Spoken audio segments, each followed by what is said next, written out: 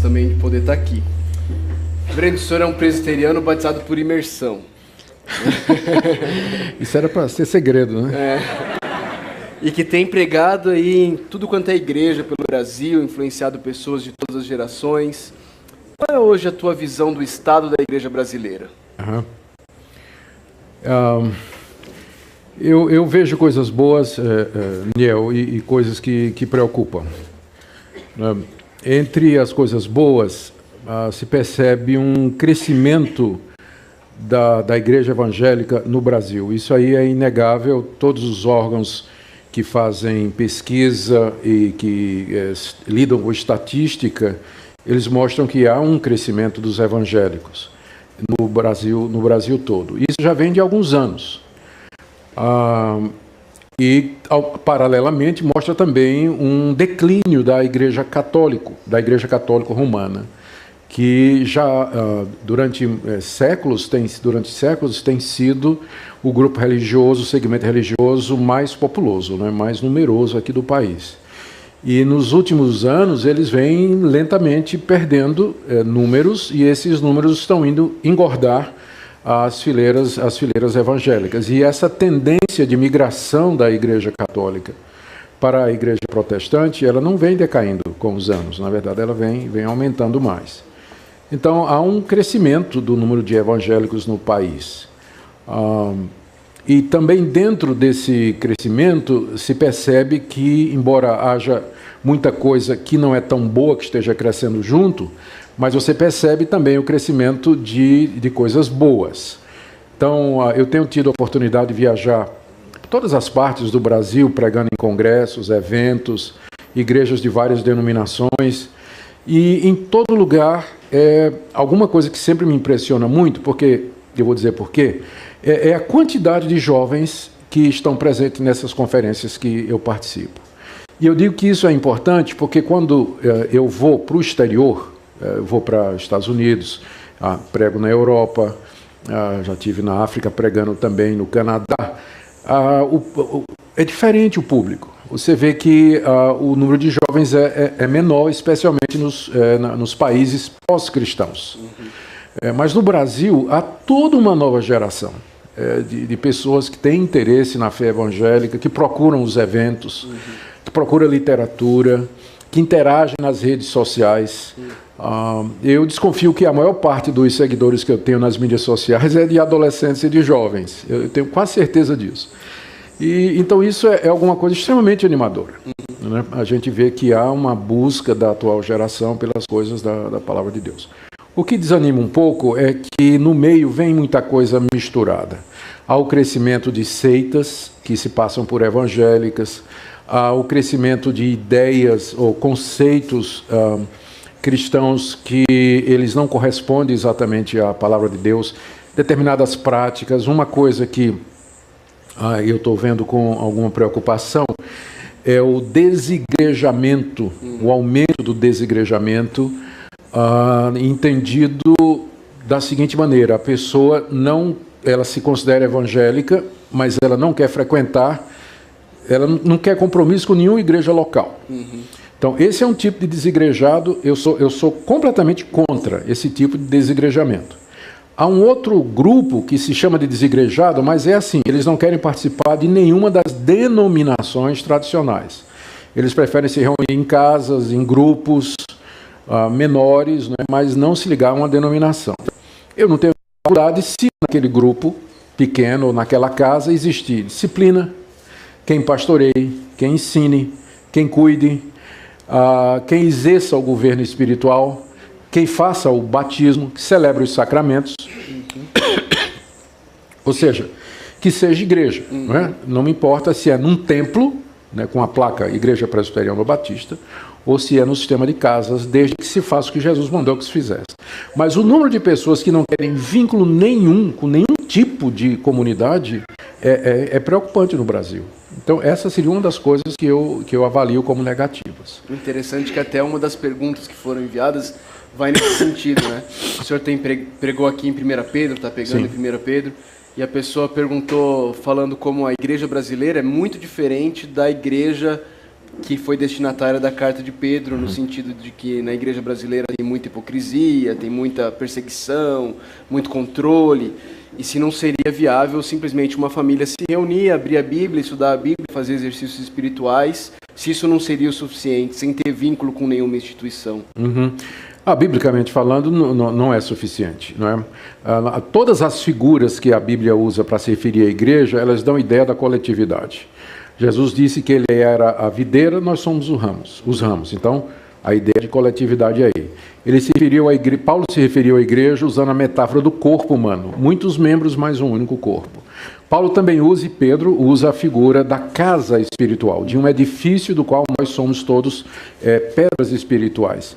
Então, todas essas metáforas falam dos cristãos como sendo uma comunidade fortemente ligada pela fé, a ponto de no Novo Testamento, nós vamos falar sobre isso, né, nos próximos sermões sobre Pedro, quando Pedro está dando recomendações gerais, ele diz assim: honrai a todos, mas amai os irmãos.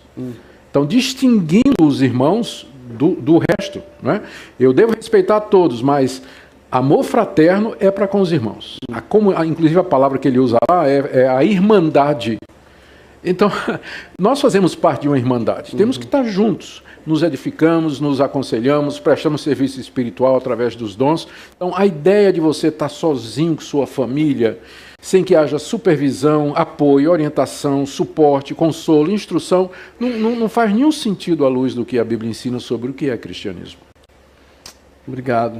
Uma outra pergunta que veio, ela reconhece quanto tem sido combatido a teologia da prosperidade. Sim. Mas ela se pergunta e se preocupa com o que ela chama de teologia do coaching, que parece ter crescido nas igrejas, especialmente até em igrejas tradicionais, históricas, que seria uma pregação pensando em te ajudar a se desenvolver profissionalmente, levar o seu potencial ao máximo. O pecado seria só ali um obstáculo a esse seu potencial que você precisa desenvolver dentro de você mesmo. O senhor já viu um pouco disso? O que o senhor tem a dizer sobre isso? Já dei uma olhada sobre isso. Há um sentido em que essa teologia do coaching, nenhuma dessas teologias ela é completamente errada. Você pega a teologia da prosperidade, por exemplo. A teologia da prosperidade, ela ensina que que é vontade de Deus que todos os seus filhos sejam prósperos e abençoados financeiramente aqui nesse mundo. Para que isso aconteça, é necessário que você plante uma semente, ou que você faça uma campanha, que você doe, que você se sacrifique financeiramente, porque Deus então vai fazer prosperar tudo isso que você fez. Nós temos um visitante aqui. Ilustre. Tá certo? Olá. Que é isso? Falta de educação é essa aqui na frente de todo mundo? E está de frente com Nicodemos, velho. Que coisa. Inclusive teve uma pergunta aqui que perguntou se os cachorros, os animais têm sentimentos. Esse com certeza tem. Cachorro tem, bastante sensível aqui. Tá certo? Ele está meio que... Cuidado que senão ele vai ficar triste.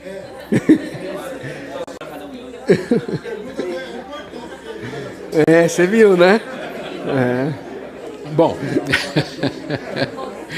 esse programa tá bom para cachorro, né?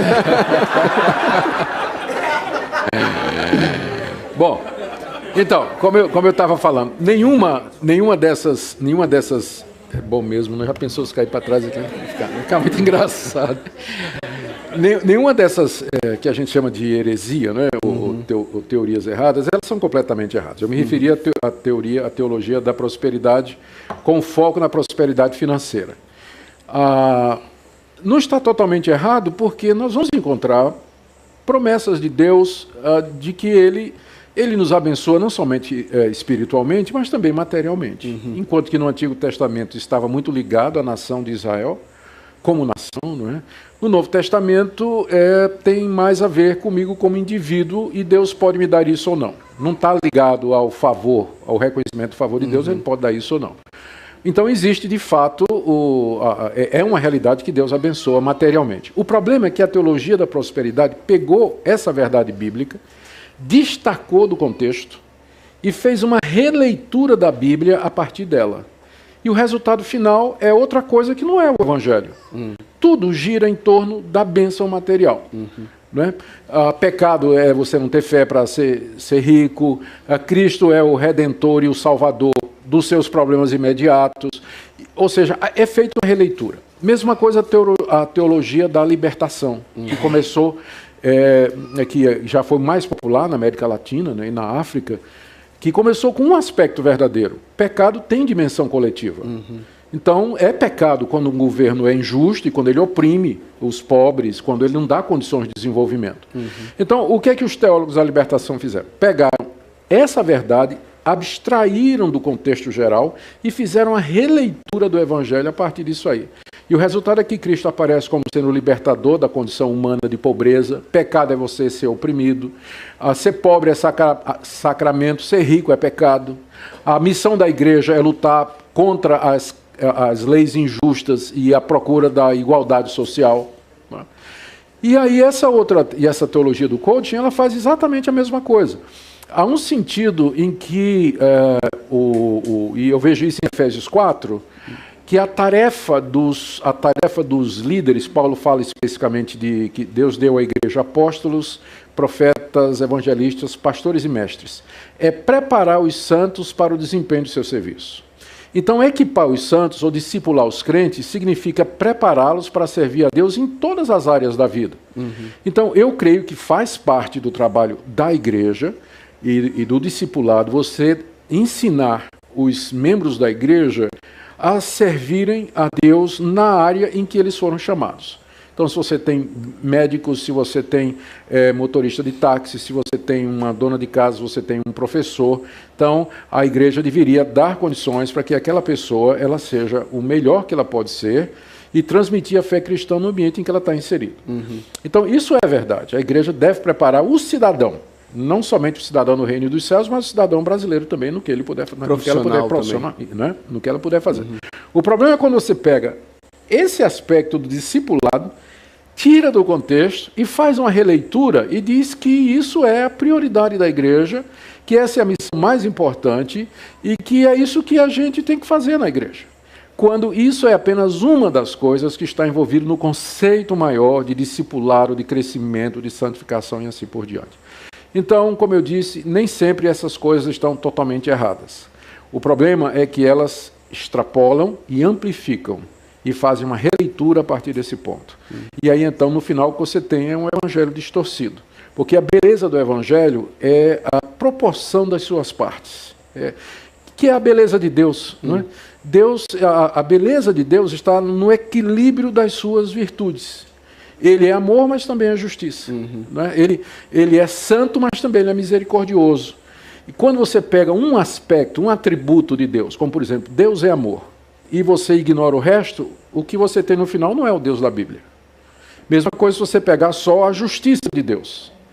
E você abstrai isso, tira isso do equilíbrio com as outras virtudes. O total é um Deus vingativo, um Deus irado, que não é o Deus da Bíblia. Então isso acontece muito em teologia também. As pessoas pegam um aspecto, isolam, e o resultado é uma doutrina que não corresponde à palavra de Deus. Vamos para as mais, difíceis. Vamos falar um pouco sobre dom de língua, se já cessou, se não cessou. Ainda é possível que aconteça, por exemplo, o processo que Paulo fala lá em Coríntios, de 2 ou 3 falarem com intérprete? Existe língua dos anjos ou era sempre um idioma?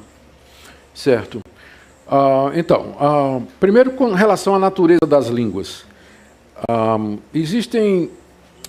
Tudo depende da relação da primeira carta aos Coríntios com o livro de Atos. No livro de Atos, capítulo 2, você tem o registro da manifestação de línguas que aconteceu no dia de Pentecostes, quando o Espírito Santo veio sobre os que estavam reunidos. O registro diz que a multidão os ouvia falar nas línguas em que eles foram criados. E eles eram galileus, no máximo sabiam aramaico, que era a língua popular, talvez um pouco de grego, que era uma língua franca, né, mas saber todos os idiomas das nações que estavam representadas ali seria impossível. Né? Daí eles ficarem maravilhados com o que estava acontecendo. Considerando que o Espírito Santo havia descido sobre os 120 e não sobre a multidão ainda, então é mais lógico que o milagre aconteceu nos 120. Ou seja, que eles realmente falaram em idiomas que eles nunca tinham aprendido. Não precisou de milagre na multidão, porque eles ouviram aqueles idiomas. Não é? Só depois é que o Espírito Santo desce sobre eles, quando Pedro diz, vocês se arrependam, creiam e vocês receberão o dom do Espírito Santo. Então o que aconteceu em Atos 2, aquelas línguas ali eram idiomas estrangeiros, falados sobrenaturalmente pelo poder do Espírito Santo. Quando o Espírito Santo parou de agir daquela forma, os apóstolos também não tinham mais, ou os 120 que estavam lá, eles não tinham mais condição de falar aquelas línguas que eles falaram durante aquele momento que o Espírito estava sobre eles, não é? Porque era de fato um evento sobrenatural. Se esse é o mesmo tipo de línguas que você tem em 1 Coríntios, então segue-se que o dom de línguas, referido por Paulo em 1 Coríntios 12, 1 Coríntios 13 e 1 Coríntios 14, é a capacidade dada pelo Espírito Santo de você se expressar num idioma que você nunca aprendeu. Ou seja, em línguas humanas mesmo. Tá? Algumas evidências para isso. Primeiro, não faz sentido você ter dois tipos de línguas, né? Uma dada em Pentecostes e outra que ocorria nas igrejas. Parece que é o mesmo fenômeno, tanto é que a Bíblia usa a mesma nomenclatura. A mesma palavra línguas, glossa, que é usada para descrever o que aconteceu em Atos, e a mesma palavra que é usada para descrever o fenômeno que acontece lá em Corinto. Né? Então, primeira coisa. Segunda evidência, lá em 1 Coríntios 13, Paulo se referindo ao dom de línguas, ele diz assim, ainda que eu falasse as línguas dos homens e dos anjos, se não tivesse amor, nada seria. Então, ao dizer, se eu falasse a língua dos homens, então ele está pensando no dom de línguas, não é? Então é evidente que para ele, o dom de línguas seria falar nos idiomas humanos, pelo poder do Espírito Santo. O acréscimo e dos anjos tem que ser entendido à luz do exagero que Paulo está fazendo ali. Porque ele está dizendo, ainda que, ele não está dizendo que é possível, ele está dizendo, ainda que eu fosse capaz, ainda que eu tivesse o dom de línguas, numa profundidade tal que eu falasse em todos os idiomas humanos. Não, ainda que eu pudesse falar nos idiomas dos anjos, ele não está dizendo que isso é possível. Ele está dizendo que ainda que fosse, o amor ainda seria maior. Ele está fazendo isso para exaltar o valor do amor. Então, essa passagem, que é a única que poderia dar a entender que as línguas são línguas angélicas, elas não provam isso. Porque Paulo não está dizendo que elas são faladas. Está aventando a hipótese de que, se isso acontecesse, ainda assim seria inferior ao amor. Bom, em 1 Coríntios 14, né, Paulo trata dessa questão das línguas, ele não proíbe. Na verdade, ele proíbe proibir. No final, diz, não proibais falar em línguas. Só que ele coloca uma ordenação sobre como as línguas devem ser usadas na igreja. Elas devem ser praticadas por 2 ou 3, né, em sequência, e tem que ter intérprete. Se não tiver, ele diz, fica calado na igreja. Então, havendo essas condições, particularmente eu não tenho dificuldade. Se cumprir essas condições, são idiomas humanos, 2, no máximo 3, em sequência que tem intérprete. Então, nessa condição, não tem dificuldade. Aliás, essa é a posição da Igreja Presbiteriana do Brasil. Tem uma carta pastoral que foi escrita na década de 90. Eu tive a oportunidade de fazer parte da comissão que elaborou essa carta, e nós vimos que exegeticamente, ou seja, por via de interpretação da Bíblia, não tem como dizer que esse dom cessou. Mas a questão é que, historicamente, ele cessou. Já no 2º século, no 4º século, Crisóstomo, numa homilia que ele escreveu em 1 Coríntios, ele diz, o dom de línguas está há tanto tempo ausente entre nós que a gente nem sabe como é. Então, ele cessou na história. Então, quem tem o ônus de provar que o dom de língua está de volta é os irmãos que dizem que falam. E como é que eles vão provar isso? Tem que ser de acordo com o que está na Bíblia. Se não tiver de acordo com o que está na Bíblia, não vai me convencer, é claro. Não é? Então, não, Deus está dando o dom de línguas. Amém, irmão? Então, tem que ser como a Bíblia está dizendo, concorda? Né? Então, se não for de acordo com o que a Bíblia está dizendo, você que tem o ônus de provar que ele voltou o dom de línguas, porque ele estava ausente 2000 anos, então, não sou eu que tenho que desprovar, são eles que têm que provar que o dom voltou. E a condição é que esteja de acordo com o Novo Testamento. Se não tiver, desculpa, mas eu permaneço incrédulo, não sei se é a palavra. Uma pergunta bem específica de uma pessoa é sobre revelação através de sonhos, né? Sim.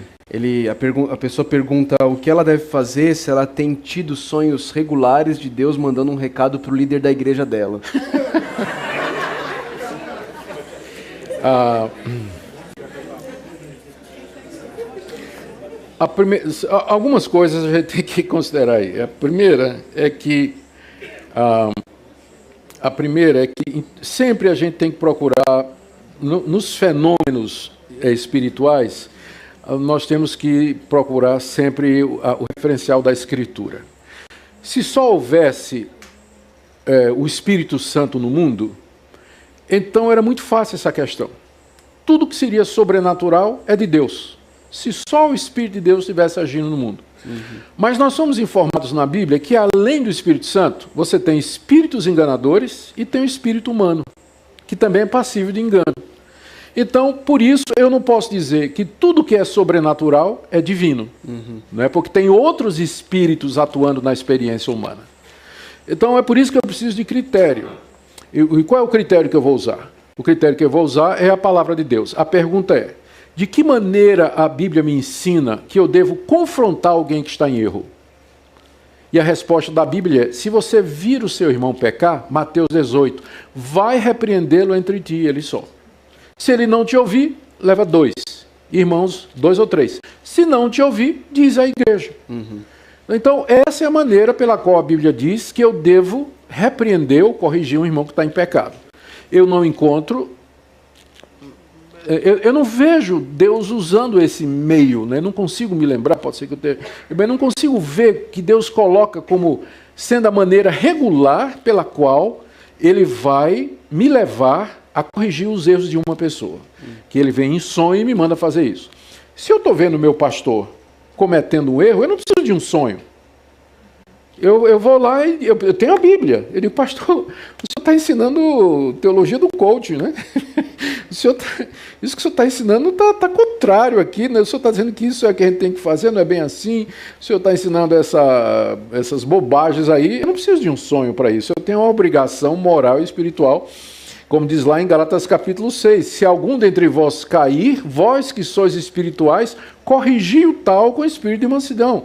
Então, a Bíblia me ensina a fazer isso, não esperar um sonho para eu poder corrigir aquilo que eu estou vendo que eu estou errado. Então, um sonho pode ser da minha cabeça, ou pode ser da minha cabeça, né?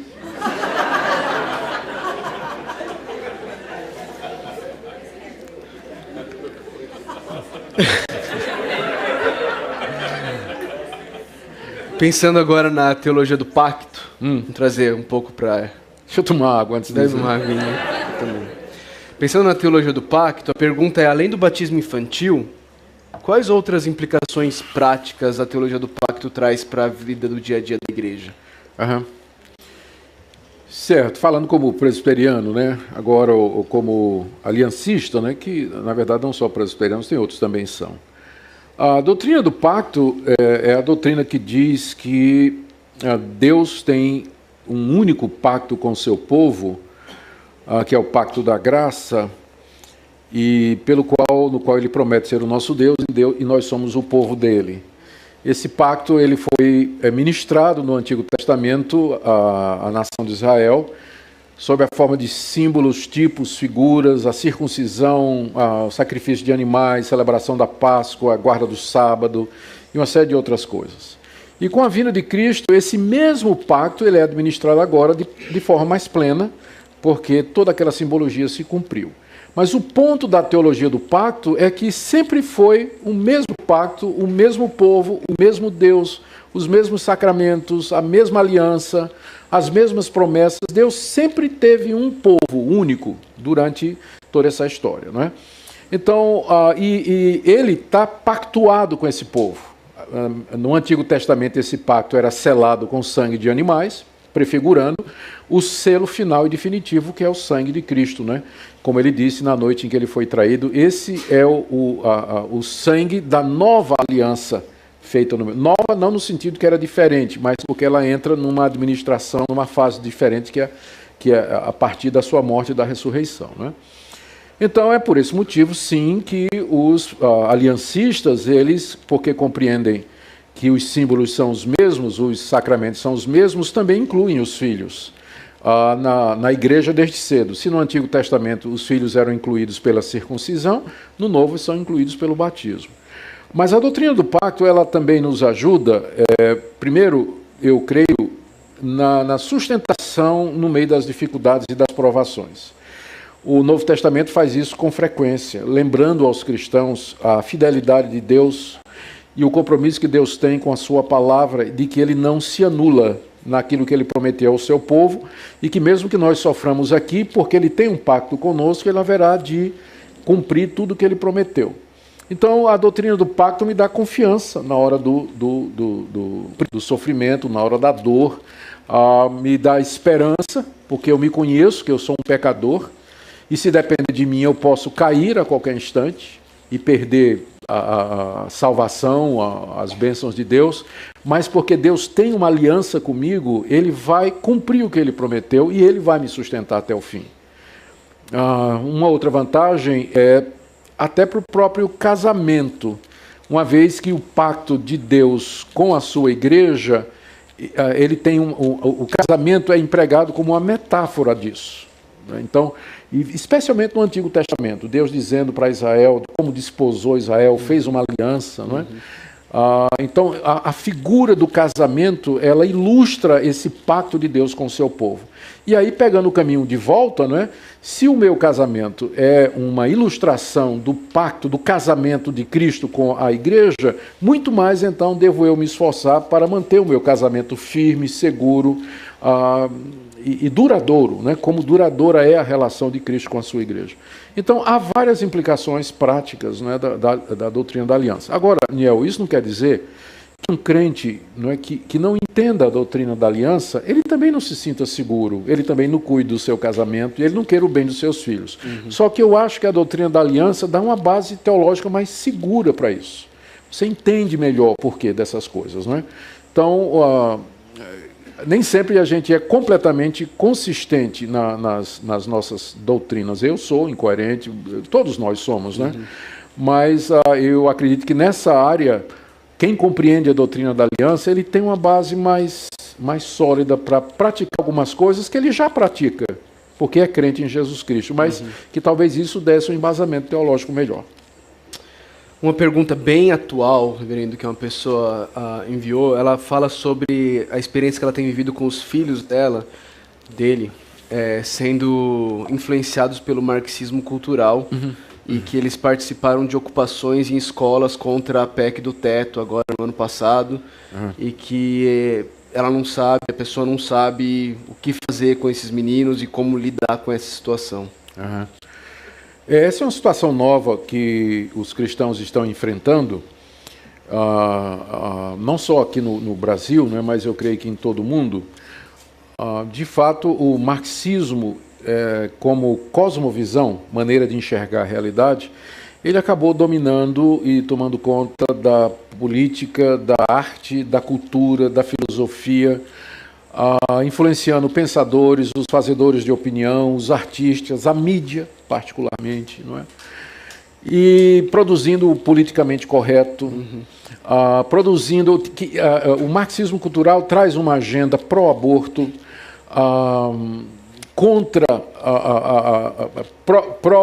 contra a discriminação, não sei como é que eu coloco isso sem parecer o contrário, mas é uma agenda pró-LGTB, vamos dizer dessa forma, e uma série de outras coisas que são consideradas politicamente corretas. Isso está nas escolas. Então, meu filho vai para uma escola, pública ou particular, ele vai sofrer essa influência. Ele está assistindo, ele está nas mídias sociais, ele está assistindo o noticiário, ele vai estar sendo influenciado por essa maneira de ver o mundo, né, que tem como base o pensamento de Marx e dos seus seguidores. Então, o cristão fica meio que apavorado, porque, de repente, os filhos influenciados por isso acham que é legal participar de invasão, aderir a determinados movimentos libertários, defender determinadas agendas políticas, vem com um discurso, às vezes, extremamente esquerdista, feminista, né, e tudo mais. E o cristão fica meio sem saber direito o que fazer. Eu acho que, primeiro, os pais deveriam se informar mais a respeito disso. Há boa literatura sobre isso. Eu recomendo 2 livros que foram publicados recentemente. Um é Contra a Tirania do Estado, do Franklin Ferreira, que, se não me engano, é Vida Nova que publicou. Sim. É um livro extraordinário que trata bem desse assunto. O outro é um livro de Wayne Grudem sobre política, que na verdade é um livro dessa grossura, que foi traduzido, foi publicado. Tirar as partes mais ligadas aos Estados Unidos, né? E fizeram algo que fosse genérico que pudesse utilizar aqui no Brasil. Uhum. Então, esse também ajudaria os pais a entender o que é que está acontecendo e poderia ajudar os filhos dessa forma. Outra coisa seria os pastores, as igrejas, fazerem programações voltadas para esse tipo de coisa, para discutir isso aí.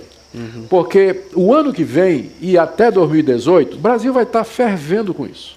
Especialmente diante do cenário político, as eleições que estão chegando, não é? O Brasil vai estar fervendo com isso.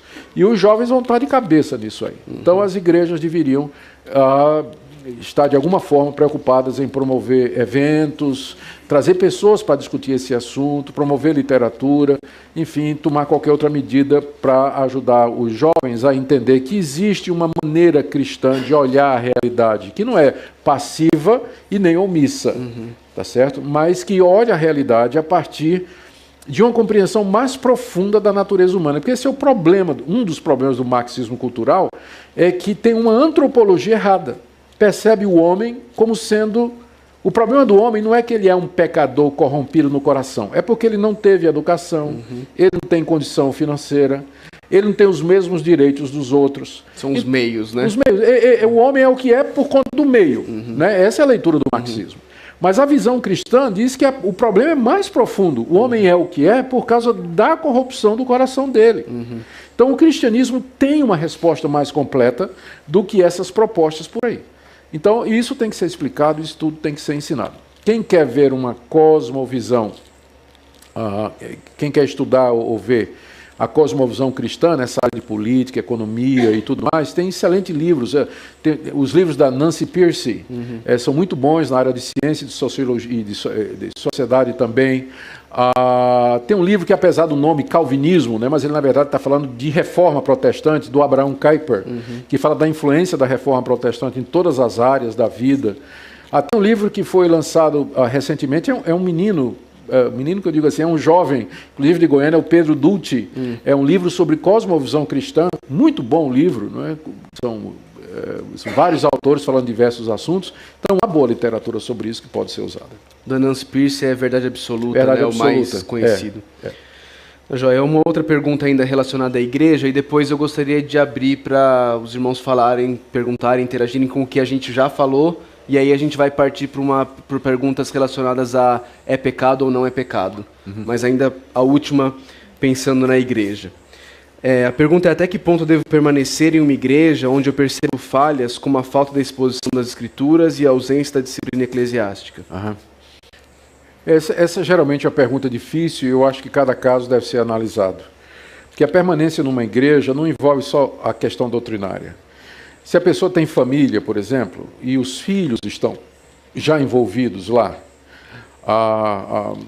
então é muito difícil.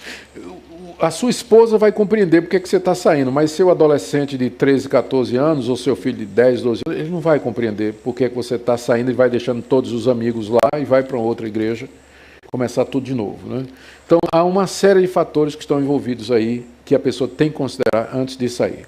Geralmente eu pergunto para a pessoa: você está sendo perseguido na igreja?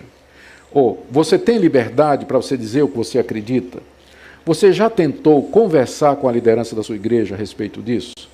Se há abertura para você expressar seu desacordo e seu desconforto, se você não está sendo perseguido por isso, se sua família está lá, e se você pode alimentar-se espiritualmente através de outros meios, então a mudança seria a última coisa que eu recomendaria. Você deve ficar até não ter jeito mais. Aí quando não der mesmo, né? Quando for praticamente expulso, né? Então você tem que sair.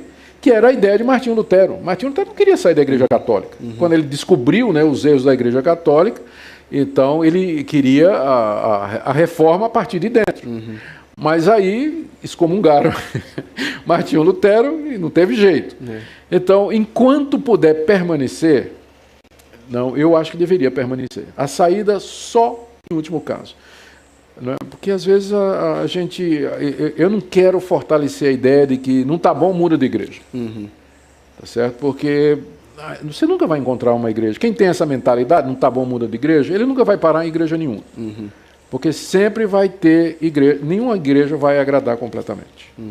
Né? Agora, é claro, tem igrejas que estão mais próximas da palavra de Deus e aí fica mais fácil suportar as coisas que não estão muito boas. Né? E aí, num caso como esses, aí eu disse, em casos extremos, então a mudança tem que acontecer mesmo. Mas enquanto não for nessa situação, eu acho que a pessoa tem que permanecer. Ok. Podemos interagir um pouco com o que já foi dito?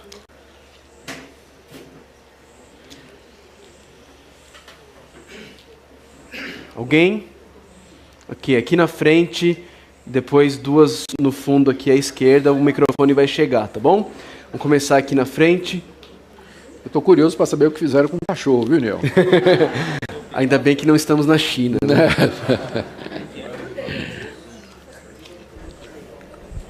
Ali, ó. Fazer essa pergunta do cachorro depois de ter jantado, né? Mas a minha dúvida é sobre a questão está em torno aí do marxismo cultural, e o que eu tenho observado dentro do meu ambiente universitário, né? E eu venho conversando com algumas pessoas na pós-graduação e tal, sobre a forma de leitura bíblica, né? Como fazer essa leitura bíblica, como aproximar honestamente da leitura bíblica, né? Uma referência que temos são os puritanistas, né? Que fizeram um trabalho, né? De levantamento exaustivo e sério e tal. E a ideia era o quê? Não agirmos como papagaio, né? Do que é que foi elaborado ali, mas de forma de realmente compreendermos o que foi feito ali e isso introjetarmos mesmo na nossa forma de ler, né? A própria leitura, a Bíblia mesmo, né? Então, assim, nós temos, de um lado, lideranças, assim, líderes, né, sérios, né, que a gente vem e tenta buscar, e tantas dúvidas que nós temos, e por outro lado, nós temos assim, olha, esses líderes são pontuais, a gente não tem tantos líderes biblicistas e com esse rigor de leitura da Bíblia, assim, qual é a lente de leitura da Bíblia. E começa a surgir em alguns essas tendências, inclusive até de pessoas interessantes aí, estão assumindo o marxismo cultural, né? Inclusive, né? Que até conhecidos, né? Assumimos o marxismo cultural como uma forma de leitura mesmo dentro da Bíblia, né? Para fazer a leitura da Bíblia. Pastor, o que é? Porque assim, a gente tem uma tendência positivista que vem fundamentando a nossa forma de leitura. Tem o neopositivismo também com Popper, também e aí montando teses e a possibilidade de falsibilizar essas teses aí. Então, assim, nós temos um racionalismo que está ali sendo engendrado na leitura, na forma de ler a Bíblia. E esse racionalismo, ele não tem um perigo de tendermos para o humanismo ali à frente? Essa sua pergunta é bastante complexa, né? Tem muita coisa aí. Eu vou tentar comentar alguma coisa para ver se eu posso pegar a sua pergunta e trazer alguma coisa alguma resposta que possa ajudar. Primeiro, eu creio que o problema, por que é que os evangélicos no Brasil, eles não estão conseguindo, apesar do número, somos numerosos no Brasil, estamos crescendo, por que é que nós não conseguimos impactar ainda a política, a arte, a economia, a universidade? A dificuldade é que, até agora, primeiro, a igreja brasileira, ela é jovem. Ela é jovem. Nós não temos 200 anos no Brasil. 150 e poucos. A igreja presbiteriana, que é a mais antiga, ela perde para a congregacional por uns 2 ou 3 anos, né? ela não tem 160 anos. Enquanto que nós estamos comemorando 500 anos da Reforma esse ano. Então veja como a igreja brasileira ela é jovem. Ela ainda não... E quando ela veio como igreja missionária. Ela veio como igreja de transplante. Como é que ela veio? No sul, comunidades de alemães, de suecos, italianos, né, que trouxeram a religião do seu país e se fecharam, os holandeses, e se fecharam dentro das igrejas étnicas, que não tinham visão missionária. Não tinham. Então eles ficaram ali. Então, os que tinham visão missionária, como os presbiterianos, metodistas e batistas, eles estavam bastante limitados a fazer isso, fazer missões, abrir igreja e pregar o evangelho. E não havia muita, nem condição de pensar numa integração entre o pensamento cristão e a política da época. Até porque o cristianismo no começo, aliás, os evangélicos, eles eram proibidos, né, de cultuar publicamente, não tinha como abrir uma igreja em público, tinha que se reunir em casas, né? A religião do Estado era o catolicismo, e o catolicismo nunca foi bom de fazer integração nessas coisas, né? Então, nós, bem recentemente, é que a gente começou a descobrir que o reino de Deus ele tem implicações culturais, sociais, coisas que os puritanos já diziam há 500 anos atrás, 400 anos atrás, eles falavam sobre isso, né? Que Cristo é Senhor de todas as áreas da vida e não somente da minha alma. A salvação não é somente uma questão individual, mas a pessoa salva, ela vai viver como salvo em todas as dimensões da vida. Então, a nossa igreja é jovem, ela ainda... Agora é que ela está começando a ter a oportunidade de pensar em integração. Eu vou dar um exemplo. Vamos pensar numa escola cristã.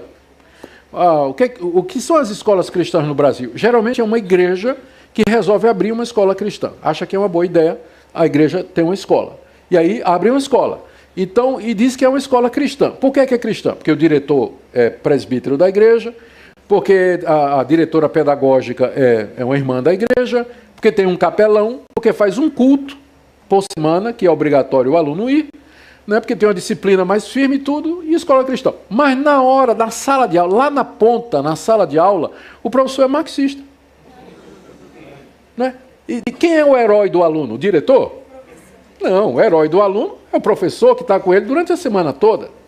E mesmo que você tenha um professor cristão, ele não sabe ensinar história a partir de uma visão cristã de mundo. Ele não sabe ensinar física, química, biologia a partir de uma perspectiva cristã. Ele não sabe integrar a sua fé com ciência, por exemplo. Então, não acaba não sendo escola cristã, é cristã nesse sentido. Mas a boa notícia, o Mackenzie, ele começou a produzir um sistema de ensino que integra as duas coisas. Então, livro-texto mesmo, né, que inclusive passa pelo crivo do MEC. Né, livro-texto que trata, por exemplo, vai tratar da questão do surgimento da vida. Aí ele diz, olha, a teoria mais aceita a teoria da evolução, que diz o seguinte, aí explica direitinho como é a teoria da evolução. Mas existem físicos e biólogos e doutores especialistas que acreditam que a vida não pode ter surgido por acaso e que ela teve origem num plano inteligente, né, que foi bolado, tal. Então coloca ao menos isso, né, como uma alternativa no livro-texto, integrando e tudo mais. Então, o sistema Mackenzie de ensino já é adotado por muitas escolas no Brasil, tem mais de 40 mil alunos estudando no ensino médio, né, já em cima do sistema Mackenzie de ensino. Então, é uma forma de integração, um exemplo, né, de integração, que os cristãos já estão aprendendo a fazer. O que a gente tem que aprender a fazer é a mesma coisa com relação à política. Porque hoje em dia a gente, infelizmente, se refere ao político. Eu sei que tem um vereador aqui, eu preciso ter cuidado. Então, mas às vezes se refere ao político evangélico como tarefeiro de igreja. Ele se elege para facilitar a compra de terreno, facilitar a construção de igreja, defender que a igreja não tem que pagar imposto e tudo mais. Ora, se o evangélico foi eleito um político, ele é político da nação brasileira. Ele tem que cuidar dos interesses do município, do estado ou do país, né, quer seja evangélico ou não. Então a gente ainda não tem a visão certa a respeito disso. Mas a igreja jovem, existem iniciativas aí, E, mais uma vez, a gente vai ter que cair naquilo, né? No coaching. Né? A gente tem que preparar político. As nossas igrejas... será que tem jovens nas nossas igrejas com vocação política? Eu creio que tem. Mas a gente deveria ajudá-los, né, a pensar em política dessa perspectiva, a pensar em economia dessa perspectiva e assim por diante. Mas há um grande déficit disso. Mas eu colocaria na conta da juventude da igreja. E vamos esperar um pouquinho, se Deus quiser, a igreja amadurece no Brasil, a gente pode ver grandes coisas no nosso país. Excelente pergunta. O Iago tem feito um bom trabalho nesse sentido no Nordeste. O Martins. Né?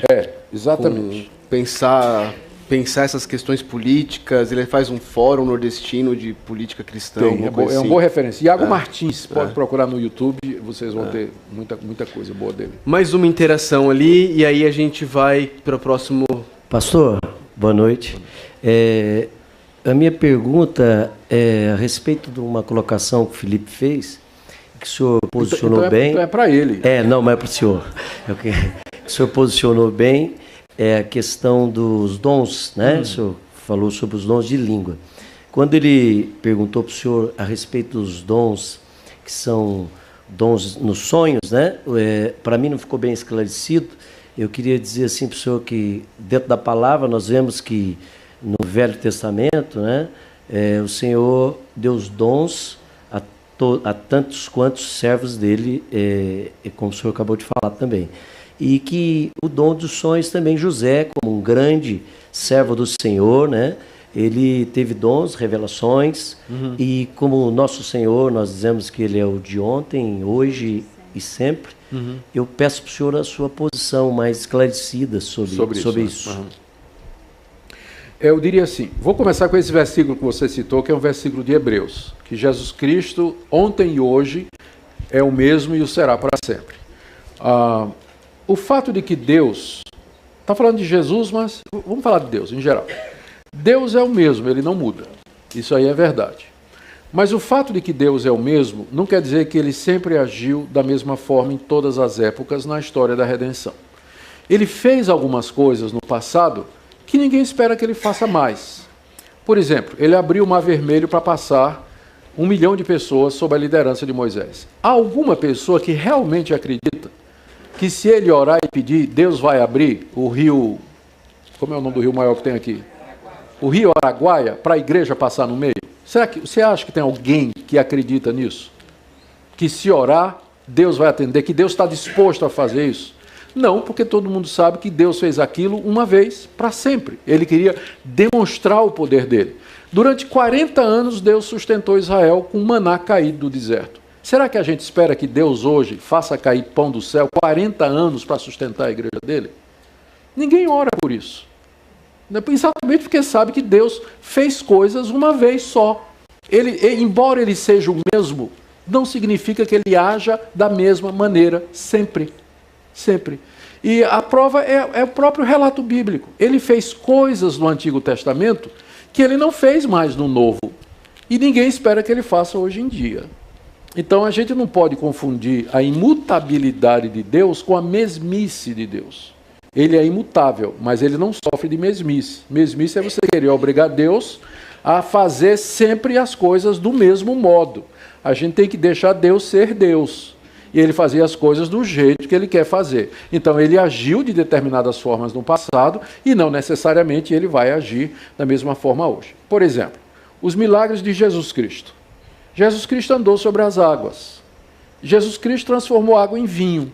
Jesus Cristo multiplicou pães. Não há ninguém na história da igreja que repetiu isso. Não há relato, ninguém tem notícia de que alguém repetiu esse tipo de coisa. Por quê? Porque esse tipo de coisa era destinado a um período específico da história, que era autenticar Jesus Cristo como sendo Deus, o Criador, que tem poder sobre toda a natureza. Uma vez que isso foi feito, então, e registrado na Bíblia, então não há necessidade de que Deus fique fazendo esses milagres a cada nova geração. Eu não estou dizendo que Deus não faz milagres, tá? Eu estou dizendo que ele nem sempre age da mesma forma. De fato, no Antigo Testamento você tinha pessoas como José, que tinham o dom de sonhos, e outros, né, que tiveram sonhos também. No início da carta aos Hebreus, a mesma que diz que Jesus Cristo é o mesmo ontem, hoje e eternamente, está escrito. Como é que começa a carta? havendo Deus outrora falado aos nossos pais de muitas maneiras e de muitas formas, nos últimos dias nos falou pelo Filho. Com isso, o autor de Hebreus considera que todas aquelas formas antigas de Deus falar foram superadas pela chegada da forma final, que era Jesus Cristo. Então Jesus é a fala última e final de Deus. E onde é que essa fala está registrada? Nos evangelhos e nas cartas dos apóstolos que interpretaram à luz do Antigo Testamento. Então, seria mais ou menos hoje. Depois que Cristo veio, sendo ele a expressa imagem de Deus, e ele nos falou, e a vida e a obra dele foram registrados, e as implicações também foram registradas na Bíblia, eu considero uma forma inferior sonho e revelação. Para mim, a forma mais elevada de Deus falar conosco é a Bíblia. Outra forma, como sonho, revelação, para mim, faz parte daquela... Seria você querer voltar a sinal de fumaça quando você tem um iPhone. Mais ou menos isso. Você hoje tem um iPhone, você tem a Bíblia, que é a revelação final de Deus para você. Então, eu tenho que dizer, né, eu sou obrigado a dizer, que Deus, como eu disse, a gente tem que deixar Deus ser Deus. Ele faz o que Ele quer. Eu não posso botar Deus numa caixinha. Deus faz o que Ele quer. Mas Ele me deu uma revelação. Ele me disse do que é que Ele gosta, o que é que Ele não gosta, como é que eu devo me comportar, o que é que eu devo fazer. Então eu me guio por aquela revelação. Se Deus extraordinariamente quiser abrir o rio Tocantins e passar a igreja pelo meio, Ele vai fazer isso. Mas com certeza será uma surpresa para todo mundo. Ninguém espera que Ele faça isso. Os discípulos não fizeram milagre, claro que pelo poder de Deus. Sim. Sem ter Jesus Cristo assim presente. Sim. Também fizeram isso. Quer dizer, era a continuidade da igreja. Mas eles não fizeram os milagres que Jesus fez. Não tem outro milagre, mas em nome de Jesus. Ele levantou o aleijado, ele fez tudo isso, né? Os discípulos fizeram, os apóstolos fizeram isso aí. Os apóstolos de Jesus Cristo fizeram isso aí. Então, e essa é outra coisa que a gente vai ter que considerar. Então, essa pergunta é muito boa. Eu acredito que eu posso orar por uma pessoa cega, e se Deus quiser, Deus vai abrir os olhos daquela pessoa. Isso não quer dizer que eu sou Pedro, que eu posso chegar para qualquer cego que tiver e dizer, abre os olhos, e abria na hora. Porque os apóstolos faziam isso. Eles não erravam, não falhavam, dava ordem de comando, acontecia na hora, e era imediato, e era completa a cura. Eu não sou apóstolo, e não acho que exista alguém hoje que tenha o mesmo poder de Pedro, Paulo, João, Mateus, de fazer milagres daquele tipo. Porque na história não tem. É só comparar com os fazedores de milagres que tem aí. Né? É só comparar, você vê a diferença. Paulo podia chegar para Dorcas, que já estava morta Pedro podia chegar para Dorcas, que estava morta 2 dias, 3 dias, e dizer, levanta. E a mulher ficava viva. Imediatamente. Paulo podia chegar para o aleijado em Listra, não é? E vendo que ele tinha fé para ser curado, disse, está curado, o homem já pulava. Né? E o pessoal queria adorar Paulo pensando que ele era um Deus. Então, eu não vejo gente com esse poder hoje para fazer. Mas eu acredito que Deus pode responder orações. Mas tem muitos textos que falam, você crendo, pedindo, você vai receber.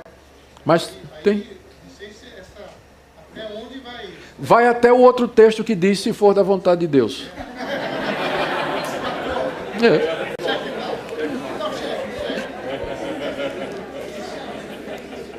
Reverendo, antes da gente continuar com as perguntas que os irmãos já tinham feito, chegou uma pergunta da internet e tem a ver com a exposição de 1 Pedro.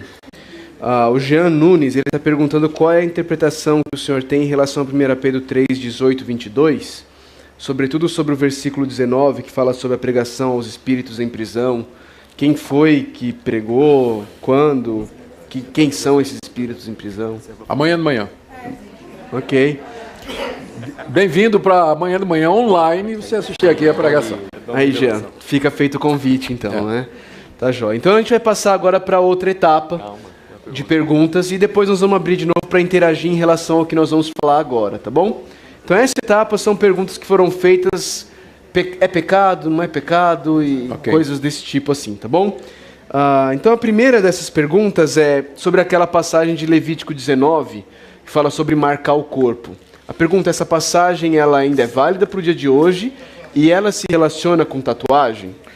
Sim e não. Prossiga, reverendo, prossiga. Aquela passagem, ela tem uma conotação religiosa. Os adoradores dos deuses daquela época, vamos tomar por isso, o deus mais conhecido, que era Baal, eles costumavam se tatuar e fazer marcas no seu corpo, até cortar a barba, de um jeito que os identificava como adoradores de Baal. Então, o que o mandamento está proibindo é que o israelita faça esse tipo de marca. Não é por causa da marca, mas porque ela identificava o adorador de deuses estranhos. Então, o princípio vale para nós hoje, sim, quanto for possível, né, eu deveria evitar em mim qualquer coisa que me identifique como adorador de um deus estranho. Não é? Pergunta, toda tatuagem é isso? Resposta, não. Você tem tatuagens que são o quê? Tem uma florzinha aqui, tem uma garça voando, tem... Agora você desenha no peito assim, uma caveira de Satanás com 2 chifres retorcidos assim, aí paciência, né? Não faz muito sentido. Mas... um cifrão, né? É o cifrão, né? Que é o pior Deus que existe. Então, a tatuagem em si, ela não tem...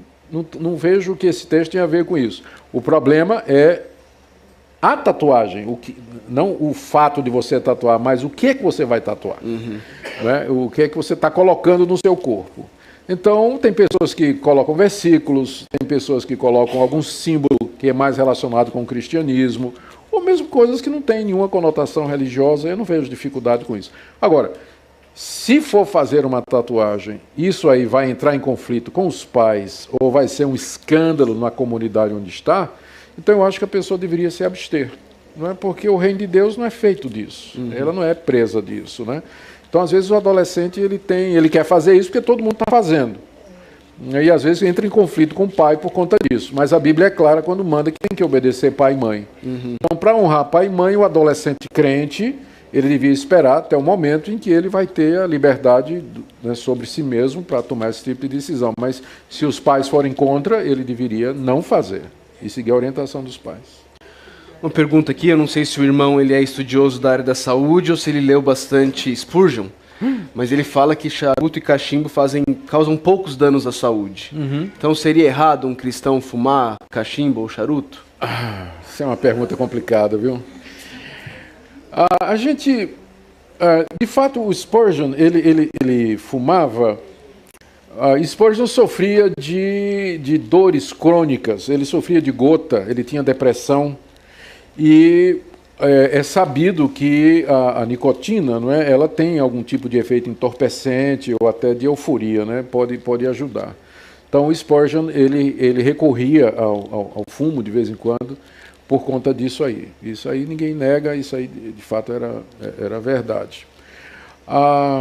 Hoje em dia, as pesquisas elas têm mostrado que a prática, né, o tabagismo, ele acaba tendo mais desvantagem do que vantagem. Né? Então, essa vantagem de ser uma espécie de analgésico, ou de ajudar um pouquinho a sair da depressão, não vale a pena diante do prejuízo, né, que a pessoa experimenta com o uso continuado do tabaco. Né? Mesmo no caso do charuto e do cachimbo, se diz que é melhor do que o cigarro, porque no cigarro você engole a fumaça. E no cachimbo e no charuto, ela fica na boca só. Mas acaba também produzindo câncer bucal, acaba afetando de alguma maneira. Né?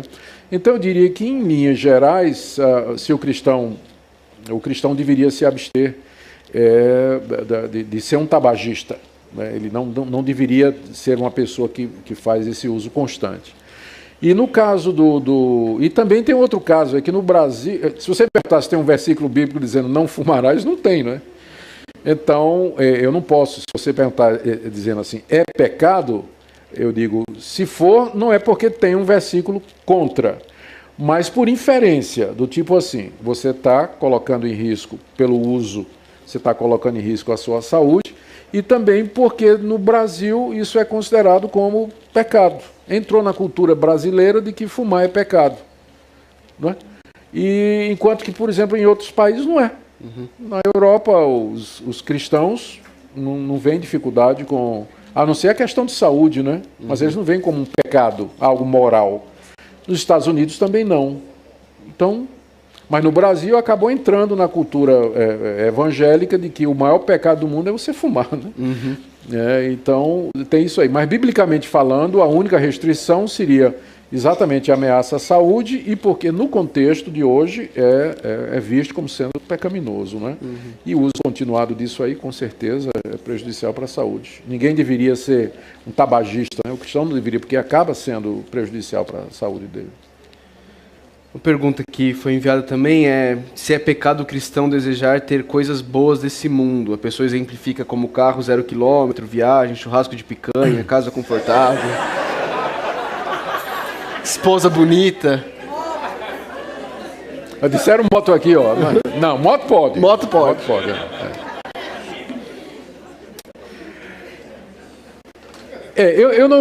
eu não vejo que seja pecado. Não é pecado você querer essas coisas boas. Deus fez lá em 1 Timóteo capítulo 4, o apóstolo Paulo diz que Deus fez as coisas boas para o nosso aprazimento, não é? Então o cristão deveria poder desfrutar das coisas boas da vida com alegria, porque ele sabe que são coisas que vêm do Criador. Tecnologia é uma coisa boa, viajar e conhecer o mundo também é uma coisa boa. A motocicleta é uma coisa maravilhosa, né? Tem muitas coisas boas que, se o cristão tiver oportunidade, ele deve desfrutar e com gratidão no coração. Agora, o problema é quando ele faz disso um ídolo, né? Quando isso se torna a razão de ser, dele ganhar dinheiro, dele trabalhar, e quando ele começa a sacrificar as prioridades bíblicas para o dinheiro, que é o seu sustento, investir na obra de Deus e ajudar os pobres. Essas são as prioridades que a Bíblia nos dá com relação aos nossos recursos. Quando ele começa a sacrificar isso para investir nessas coisas, virou um ídolo. Mas se ele, depois de dar o dízimo, né, depois dele contribuir para o sustento da obra de Deus, ele cuidar do sustento da sua própria prole, esposa e filhos, ajudar os pobres, ele tiver ainda recursos, não vejo problema em você usar isso para as coisas boas da vida. Mas quando você faz isso à custa das prioridades bíblicas, aí um ídolo está errado. E o churrasco de picanha sempre convida o pastor. É uma maravilha, né? Não tendo piqui é uma maravilha.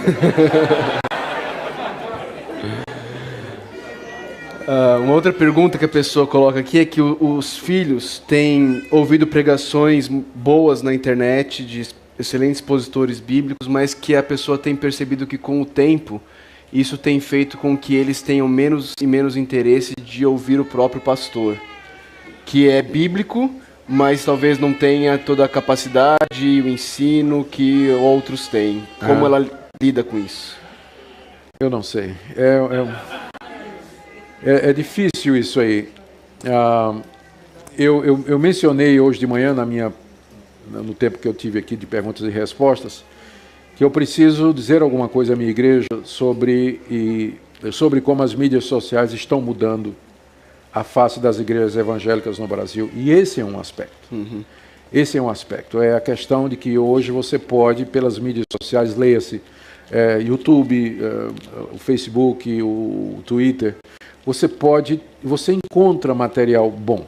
Você encontra aqueles grandes pregadores, antes inacessíveis, como o Piper, o Tim Keller, o Paul Washer, o Don Carson e outros, com seus sermões legendados e disponíveis na internet. Então, antes, para você ouvir um cara desse, não tinha chance. Né? Ou você tem que esperar uma vez no ano para ir num encontro da Fiel ou qualquer outro lugar para ouvir um desses grandes pregadores, ou então nunca, não é? Nunca teria essa oportunidade. Mas hoje em dia você pode, quase que diariamente, ouvir os grandes pregadores do mundo, né? Através da mídia social. Isso é uma bênção? É uma bênção. Mas qual é a repercussão que vai trazer? Exatamente isso, porque aí a pessoa, especialmente o jovem, ele começa porque ele passa o dia todo, né, no celular e nas mídias sociais, ele começa a depender daquilo ali, e no domingo ele vai escutar o seu pastor. Agora eu só tenho a dizer uma coisa que eu ouvi o Jeremias Pereira dizer uma vez. O Jeremias Pereira é pastor da igreja, 8ª Igreja de Belo Horizonte. Ele gravou um vídeo dizendo o seguinte: os membros da minha igreja Durante a semana vai para a internet, eu vi João Paiva, Dom Cássio, Paul Walsh, Hernandes Dias Lopes, Augusto Nicodemos e todo esse pessoal. Mas quando um deles fica doente, eu quero ver quem que vai no hospital visitar.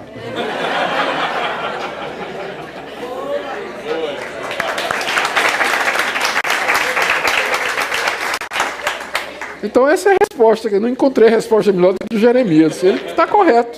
Né? O pastor da igreja local é a pessoa que cuida da ovelha, vai atrás, vai fazer o casamento, vai orientar, vai corrigir, vai visitar no hospital. E não tem substituto. A televisão, o YouTube não substitui o trabalho de um pastor de igreja local. Então é injusto, né? E é ingrato você não querer mais ir para a igreja ouvir seu pastor pregar, porque durante a semana você está ouvindo o John Piper ou o Hernandes Dias Lopes. É uma ingratidão sem tamanho. Uma talvez mais simples. Na sua opinião, maçonaria e cristianismo são incompatíveis? Boa pergunta. Não posso falar sobre isso. Não, é segredo. É segredo, eu não posso falar sobre isso. O pessoal está meio devagar hoje, a ficha está meio devagar hoje. Então a piada é ruim mesmo. Bom, eu não sou perito em maçom, nunca fui, né, maçom, e não sou perito em maçonaria, mas por conta de uma delegação que o Supremo Concílio da Igreja Presbiteriana me deu uma vez, eu tive que ler a respeito do assunto para dar um parecer. Então eu li bastante, né, os livros disponíveis, né, no mercado, não todos, é claro, né, mas livros escritos por maçons a respeito, para poder tentar dar um parecer que fosse pelo menos embasado naquilo que os próprios maçons diziam. E eu me lembro que quando eu fui falar a respeito disso, nessa comissão, numa reunião do Supremo Concílio, um irmão que era maçom, né, ele disse, isso aí que você está dizendo, isso aí não é verdade, porque ninguém conhece realmente a maçonaria se não for maçom. Eu digo, então diga a verdade, esse rito aqui eu não posso falar. Mas peraí, então, primeiro você diz que o que eu estou escrevendo aqui, com base nos livros, não está incorreto porque eu não sou maçom e não sei o segredo. Eu digo, tá bom, então me diga quais são e você não diz. Então você está tornando impossível uma avaliação justa do que seria a maçonaria. Então eu só posso, a única fonte que eu tenho é o que vocês publicam. E pelo que está publicado, eu não diria que maçonaria é uma religião, mas ela tem elementos religiosos, ou que podem ser confundidos com elementos religiosos. Então, nesse caso, e esse foi o parecer dessa comissão, seria incompatível, a fé cristã, ela é incompatível com algumas das práticas da maçonaria. E na época a recomendação da Igreja Presbiteriana do Brasil foi que não se posicionar-se contra a maçonaria e não aceitar mais pastores, presbíteros, oficiais que fossem maçons. Eles teriam que escolher entre ser maçom e ser oficial da Igreja Presbiteriana do Brasil. Uhum. E depois isso é extensivo aos membros das igrejas também, mais recentemente. Uhum. Então, essa é a minha opinião. A maçonaria, ela em si não é uma religião, ela não se propõe a ser uma religião, mas ela tem elementos religiosos em alguns dos rituais de passagem de grau. Então, tem alguns elementos que parecem elementos religiosos, né? Uhum. Então, para não confundir as coisas, é melhor não. Essa questão agora sobre o Natal, celebração e comemoração do Natal, vista que é algo tão comercial, se a igreja não deveria se posicionar contra a celebração de Natal e se famílias não deveriam evitar esses ícones natalinos, essa é a pergunta. Eu acho que isso é uma questão muito pessoal e vai de cada um. Eu sou contra, na igreja, né, e até em casa mesmo, você idolatrar a figura de Papai Noel, você colocar na igreja uma árvore de Natal gigantesca, cheia de bolinha, velhinha, anjinho. Estou perdido. Você está perdido, né? Se você tivesse dito antes, eu não tinha comentado isso. Mas eu, pessoalmente, eu acho que não cabe, porque esses símbolos não têm a ver com a história bíblica do Natal. Né? Não tem. Então, mas a gente pode aproveitar a ocasião, já que é uma data que é acordada mundialmente, não é? Então a gente pode aproveitar a ocasião para celebrar o nascimento do Senhor e Salvador Jesus Cristo e anunciar a encarnação e todos os benefícios que veio com ela. É uma boa hora para você explicar que tem um monte de lenda que os cristãos acreditam sobre o Natal que não tem nada a ver, não é?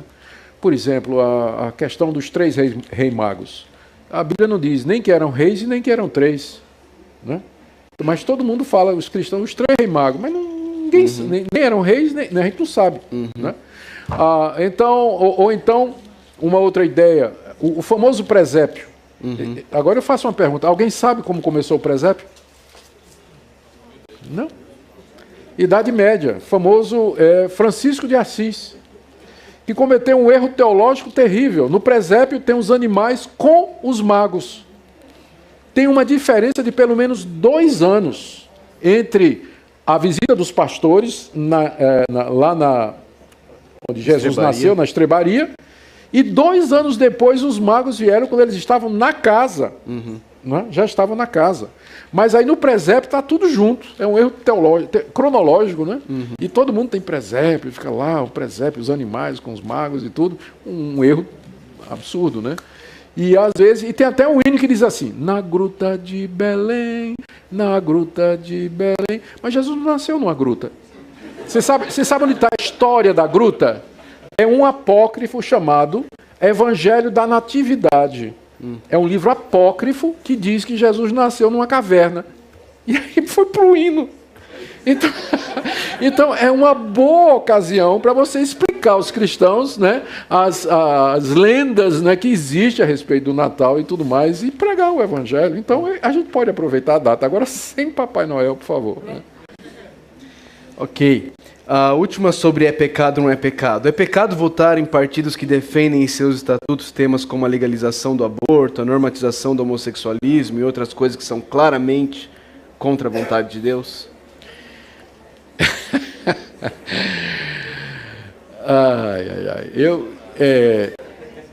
Depende o que é que significa. Isso aí é muito complicado, porque os partidos... Tem partidos que... os partidos políticos, eles não têm somente essa agenda. Tem partidos que têm como agenda votar a favor do aborto, dos direitos, né, entre aspas, extra, né, porque todos os cidadãos já têm direitos garantidos por lei, mas eles querem direitos a mais para os gays e tudo, né? Praticamente não tem nenhum partido que eu conheça no Brasil, a não ser uns novos que estão surgindo aí, que não queiram isso. PMDB, PDT, PT, né, PCdoB, todos eles eram agenda de todo mundo, era agenda de Fernando Henrique, era de todos. Não foi só do... O pessoal quer dizer que é só do PT, não era. Todos o que o pessoal chama de direita, na verdade, eles tinham essa mesma agenda também, porque é politicamente correto. Né? Então, primeiro... Qual seria o partido que não teria isso hoje? Vai ser difícil, né? Se for do Bolsonaro, daqui a pouco, né? Quando o Bolsonaro vier e outros. Ele está, né, sem partido. Né? Quando vier com Magno Malta e Feliciano, então, e tudo bem, pode ser que surja algum partido que... Mas os outros não vão. Não acredito, né, que eles vão parar de querer defender esse tipo de coisa, porque é o politicamente correto, é o marxismo cultural. Então, primeiro tem isso aí. Segundo, o partido, além dessas coisas, ele tem outras agendas também. Tem a questão da visão... do tamanho do Estado com relação ao cidadão, não é? Que isso é muito importante para mim. Para mim, o grande problema da esquerda, do PT, foi que, né, fez um Estado gigantesco, né, que quase que acabou com iniciativa privada e tudo mais, e que para se sustentar precisava fazer tudo o que fez, né, para se manter no poder. Então eu analisaria outras questões além dessas, até porque não tem opção. Agora, se eu pudesse ter um partido que tivesse uma visão liberal, econômica, uma visão... boa com relação ao tamanho do Estado. Eu estou falando mais de republicanos, né, que não tem no Brasil. Se tivesse alguma coisa parecida com isso, eu acho que, por conta da empatia com os valores cristãos, era o partido lógico para o cristão votar. Mas hoje em dia a opção quase não tem, não é? É muito difícil. Então, antes de dizer que é pecado, não é? Entre você dizer que uma coisa é pecado e ela não é pecado, tem uma área no meio aí que você pode dizer, tem coisas que são inconvenientes, ou são coisas que talvez não vão dar certo, ou tudo, né? Porque as coisas não são só é pecado ou não é pecado. Entre elas, às vezes, há uma área que em ética a gente chama de adiáfora, que é uma área que não tem forma, porque a Bíblia nem diz que sim, nem diz que não.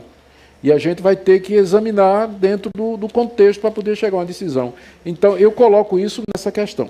Agora, senão eu vou ter que me abster da política completamente. Né? O fato de eu votar num partido que defende o aborto e tudo mais, não quer dizer que eu vá concordar com esse partido em tudo. De repente eu votei nele porque o candidato daquele partido me parece ser um político honesto, um político, um bom político, né? Alguma coisa assim.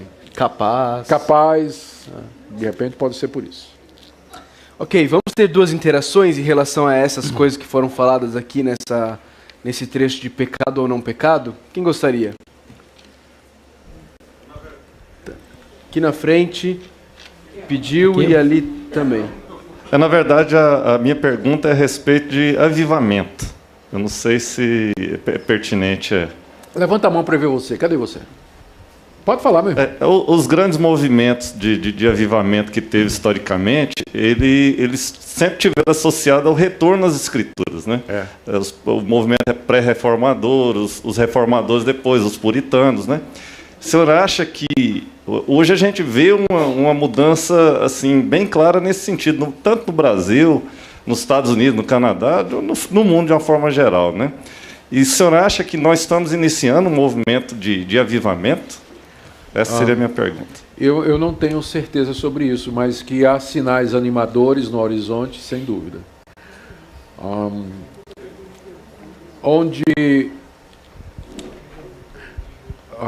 Eu vejo isso no Brasil. Mais recentemente eu entrei em contato com o Miguel Nunes, é um pastor muito conhecido da República Dominicana, é conhecido e eu não conhecia, tá? Mas ele teve na Conferência Fiel recentemente e ele veio com um rapazinho, assim, um adolescente que ele me apresentou, um argentino. Esse rapazinho tem um site chamado Soldados de Jesus, um blog que só publica material reformado. Tem para mais de 1 milhão de seguidores. E aí eu conversando com o Miguel Nunes, né, que fiquei surpreso com ele, disse: olha, eu faço conferência pela América Latina toda e América Central. Conferência de 6, 7 mil jovens querendo Bíblia, exposição bíblica, viver uma vida cristã. Mas eu não entendo isso. Quando penso em América Latina, eu sempre penso em catolicismo, teologia da libertação, ou no máximo liberalismo teológico por conta das influências das igrejas americanas que inundaram aquela área ali, né, com dinheiro e teologia errada. Mas ele disse, não. O que está acontecendo hoje é impensável. Você não acredita o que está acontecendo, a sede que está havendo em busca da palavra de Deus, de pregação expositiva, gente que quer conhecer Bíblia e tudo mais. Eu fiquei admirado e muito grato a Deus. Então parece que isso que está acontecendo no Brasil, segundo as palavras do Miguel Nunes, está acontecendo também na América Latina e na América Central. Isso coincide com o que os missiólogos e historiadores eles vêm chamando do crescimento do Evangelho no sul global. Eles dizem que nos últimos 25 anos houve um deslocamento do centro geográfico do cristianismo do hemisfério norte para o hemisfério sul. Quem dominava o cristianismo, quais eram as áreas onde o cristianismo tinha maior influência há 25, 30 anos passados? Estados Unidos e Europa. Então é lá que se concentrava a maior quantidade de missionários, o maior número de recursos financeiros, o maior número de cristãos. Mas nas últimas décadas, 3, 4 décadas para trás, esse número mudou. E o sul global, que envolve América do Sul, América Latina, China, Coreia, partes da África, o evangelho vem crescendo de uma forma extraordinária, a ponto desse pessoal dizer que o eixo geográfico, o centro geográfico, que durante séculos foi no norte, já se deslocou para o sul. E em breve nós teremos no sul maior número de missionários, mais recursos financeiros e o número maior de cristãos. Se já não for, é incerto porque a gente não tem os dados da China, por conta do caráter sigiloso, né, que envolve o crescimento dos evangelhos na China. Mas se é o que pensam, já tem mais cristãos na China do que nos Estados Unidos. E, então, breve, o Sul, né, ele vai ser o novo foco, centro do cristianismo. Então, isso bate com o que a gente tem visto no Brasil, agora na América Latina, notícias que a gente tem da China e da África também. Né? Coreia já é bastante conhecido o exemplo. Então, eu acho que há presságios de algum movimento de Deus extraordinário. Os missiólogos é que estão dizendo isso, né? Está vendo esse crescimento mundial abaixo do Equador, enquanto que a Europa é pós-cristã, né? E os Estados Unidos caminhando rapidamente para a secularização, o Sul parece que está sendo agraciado pela presença de Deus. Graças a Deus por isso. Lá em cima. Nós temos uma grande preocupação aí com relação ao marxismo, questões políticas, mas por trás disso tudo também nós temos o cuidado que eu vejo, um problema que está sendo com relação à teoria da evolução. Até os nossos livros, como a Bíblia de Genebra, ela fala lá que é possível, lá no comentário lá, no Sochede fala que é possível, aquele versículo 1 e 2 de Gênesis 1. E muitas vezes, eu vejo muitos teólogos, e nas escolas nosso povo evangélico, crê no teísmo evolucionista. Coloca por terra todo aquilo que nós queremos falar, que macho e fêmea, homem e mulher, a criação de Deus. Qual é a sua posição com relação aos bilhões de anos, com relação a Gênesis, a mitologia, se é mitológica, se é uma saga, se é uma coisa assim, uma mágica ali. Qual é a sua posição realmente sem achismo?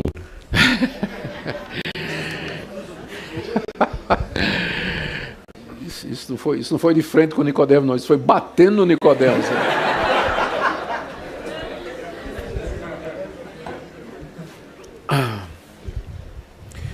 Primeiro a gente tem que fazer uma distinção, dar algumas explicações sobre a teoria da evolução. Ela vem sofrendo algumas mutações desde a sua proposta original por Charles Darwin na teoria das espécies, na origem das espécies. Eles vêm evoluindo, né? Em alguns pensamentos. Então, com o surgimento da bioquímica e o descobrimento do papel da informação no DNA, e com a quase impossibilidade de que as informações, esse tipo de informação, ela tenha surgido do acaso, alguns já profetizam que a próxima fase da teoria da evolução vai tirar um dos pilares fundamentais do evolucionismo postulado por Darwin, que é o elemento randômico ou aleatório das mutações. Então, dessa perspectiva, a evolução acontece sem ela não tem perspectiva, o mundo não tem finalidade, não tem sentido, não tem direção, não há uma inteligência por detrás. Então, o impacto da descoberta do código genético e as informações que ele contém tem feito com que alguns cientistas pensem em reformular a teoria para tirar o elemento randômico, dizendo que, de fato, há uma intenção. As mutações, elas acontecem, mas não é assim ao acaso, aleatoriamente, e depois a natureza escolhe aquela que é mais favorável à sobrevivência e assim e preserva e transmite isso através de geração ordinária. Né? Então, eles já estão pensando em alterar isso aí para incluir o elemento, tirar o elemento randômico. Ainda dentro da evolução, há uma distinção que é meio simplista, mas que precisa ser feita.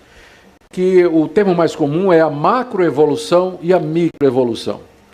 A microevolução fala da evolução dos indivíduos de uma mesma espécie. Seria mais no sentido de adaptação, que foi o que Darwin descobriu nas Ilhas Galápagos.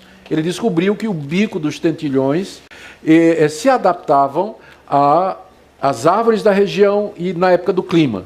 Ficava maior, menor, mais curto, mais grosso. E daí ele concluiu que os seres vivos se adaptam e melhoram. Nessa adaptação tem como objetivo a sobrevivência da espécie. E que eles transmitiriam isso à sua descendência, criando espécies, evoluindo, né? Criando espécies que se adaptariam mais, por assim por diante. O problema de Darwin foi que ele extrapolou da adaptação de uma espécie ao meio ambiente para a ideia de que uma espécie, nesse processo, pode gerar outra, né, que aí é a macroevolução. Então, o pensamento evolucionista, dessa perspectiva, diz que todos os seres vivos têm um ancestral comum, que se diversificou e se adaptou através do processo evolutivo aleatório à medida que a vida se espalhava pela Terra nos diversos ambientes e assim por diante. Mas, então, inclusive, erradamente se atribui a Darwin a ideia de que ele diz que o homem evolui do macaco. Darwin nunca disse que o homem veio do macaco. Ele diz que o homem e o macaco têm o mesmo ancestral. Né? Mas não que o homem veio do macaco, mas eles vieram do mesmo ancestral. Então, a nossa dificuldade com cristãos é com a macroevolução, que uma espécie evolui para dar lugar a outra. A micro é óbvio que existe. Claro que os indivíduos de uma mesma espécie eles se adaptam, senão a gente não tinha cachorro de uma cor, de outra, gato, toda essa variação de gatos, de bicho, de girafa, de tudo, que são adaptações ao ambiente que pode ocorrer naturalmente. Isso aí nós não temos dificuldade com isso. O problema é quando eles dizem que uma espécie pode se transmutar em outra e assim por diante. Aí para nós é complicado, porque o relato de Gênesis diz que Deus criou os animais segundo as suas espécies. Não é? Então, nós já teríamos dificuldade com a macroevolução, mas não com a micro. Talvez o que o Russell Shedd esteja falando é dizendo que existe a microevolução. E eu acho que existe mesmo, que é a adaptação. Não tem isso aí, não tem dificuldade, está provado isso aí. Mas a macro já é complicado. Não é porque falta evidência fóssil, falta uma série de outras evidências que apontam claramente para esse tipo de coisa. O grande problema é você conciliar agora a idade da Terra e a idade da vida, postulado pela ciência evolutiva, com o relato bíblico. Né? Porque o relato bíblico dá a impressão de que a Terra é jovem e que o homem também ele é, como espécie, relativamente jovem. Então, há várias teorias, né, para explicar essa dificuldade. A teoria dos criacionistas de terra jovem, ela diz mais ou menos assim. Vamos pegar o exemplo de Adão. Deus criou Adão e trouxe para um médico, clínico geral, e disse, qual a idade desse ser? Aí Deus criou, 10 minutos depois de Deus ter criado, trouxe para o clínico geral e disse, qual a idade desse ser aqui? Aí o clínico geral examinou e disse, já se reproduz sexualmente. Todos os membros estão formados. Deve ter uns 20 anos, só que tinha 10. Então eles dizem, Deus quando criou a Terra, já criou funcional. Então a Terra parece velha. 10 minutos. 10 minutos. Né? A Terra parece velha. Então se você for medir a idade da Terra, ela parece ter milhões de anos, mas não tem. Porque Deus já criou funcional, madura, plena. Essa é uma teoria para explicar por que que eles medem todos esses anos e o relato bíblico parece não dizer que é isso. Parece que tem bem menos do que isso. Outra possibilidade é a teoria do gap, que entre Gênesis 1 e Gênesis 2 decorreu milhões de anos. Gênesis 1, no princípio criou Deus os céus e a terra. Então ali Deus teria criado a matéria, Deus teria criado o tempo, o espaço, os rudimentos do mundo. E decorreu um tempo muito grande até que no versículo 2 ele começou a arrumar as coisas. Então ele separa luz e trevas, ele separa a água da terra, ele faz brotar os vegetais, cria vida.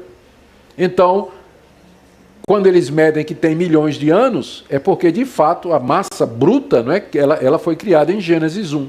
E entre Gênesis 1 e Gênesis 2 tem um intervalo aí de milhões de anos. Essa é uma teoria que é usada para explicar também.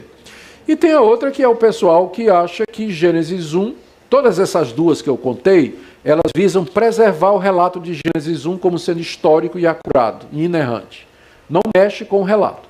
Mas a terceira é que acha que o objetivo de Gênesis 1 não é fornecer informação histórica, mas é dizer que Deus é o autor de tudo que existe. Não importa se ele fez isso através da evolução ou de 7 segundos, como Agostinho achava. Agostinho interpretava os 7 dias da criação como 7 segundos. Deus criou assim. Né? Então, eles acham que esses dias não são literais, porque o alvo do Gênesis 1 não é dizer como o mundo foi criado, mas dizer que tudo que existe veio de Deus. E esses dias, eles podem significar milhões de anos. Então, eles aí tentam encaixar a teoria da evolução com essa idade de milhões de anos da Terra, com o relato bíblico de Gênesis. Mas aí vai dar uma confusão medonha quando chegar no capítulo 3. Não é? Porque você vai encontrar o homem caindo do estado original em que foi criado, e essa queda representa um retrocesso. Enquanto que na teoria da evolução, o momento em que o homem tem o conhecimento do bem e do mal é que ele deixa de ser um hominídeo e se torna um homo sapiens. Enquanto que a Bíblia diz que na hora que ele teve conhecimento do bem e do mal, ele caiu, a teoria da evolução diz que foi esse o momento em que ele evoluiu. Então é contraditório, não dá para misturar. Então eu não sou evolucionista teísta, não sou. Eu sou criacionista. Eu creio que Deus criou o mundo exatamente como está lá em Gênesis. A explicação para a idade do mundo pode ser que a gente não tenha. Por que é que os medidores dão milhões de anos, né? A explicação de que ele criou a Terra já velha, isso é possível também. Mas pode ter outras explicações que a gente não sabe.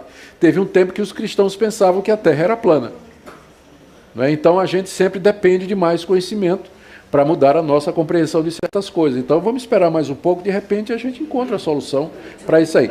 Que não vai contra, desde que não vá contra eu receber o relato de Gênesis como sendo autêntico e verdadeiro. Tá bom? Diversificação dos povos e com relação a Israel, porque parece que focou muito e esqueceu outros. As raças diferentes, elas têm origem primeiro em Babel, não é?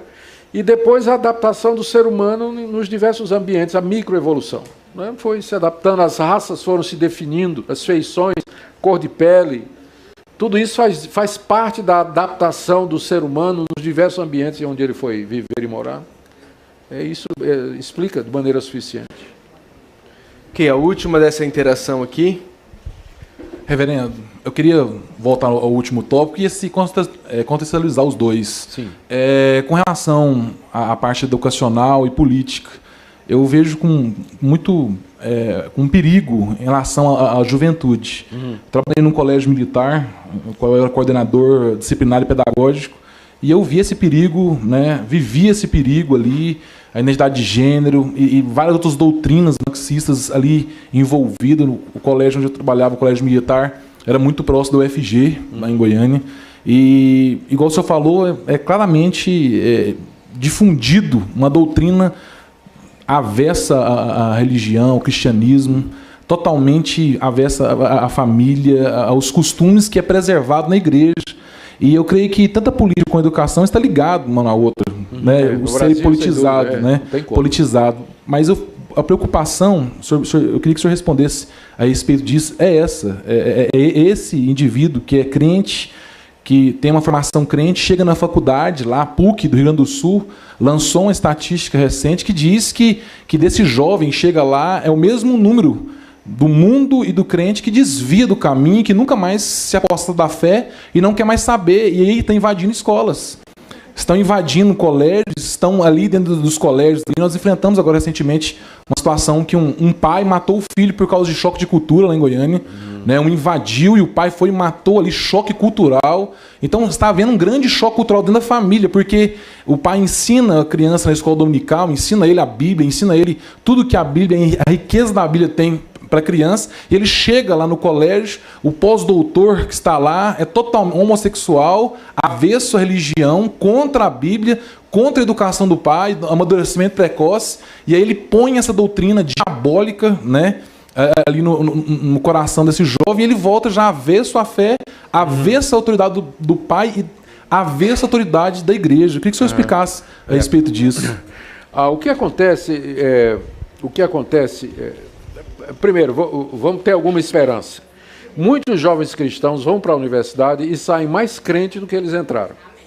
Porque eles veem todas essas coisas e eles reagem, né? Eles se firmam e saem mais crentes do que eles entraram. Então, isso é bom a gente lembrar para ter esperança, né?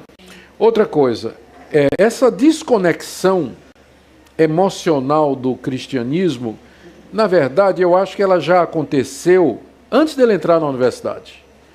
Enquanto ele está no colégio, debaixo da autoridade do pai e da mãe, e ele vai para a igreja porque papai e mamãe estão levando para a igreja, todo mundo vai para a igreja, os amigos dele estão na igreja. Ele entrou na universidade, geralmente a universidade é noutra cidade, quando é noutra cidade é pior ainda, não é?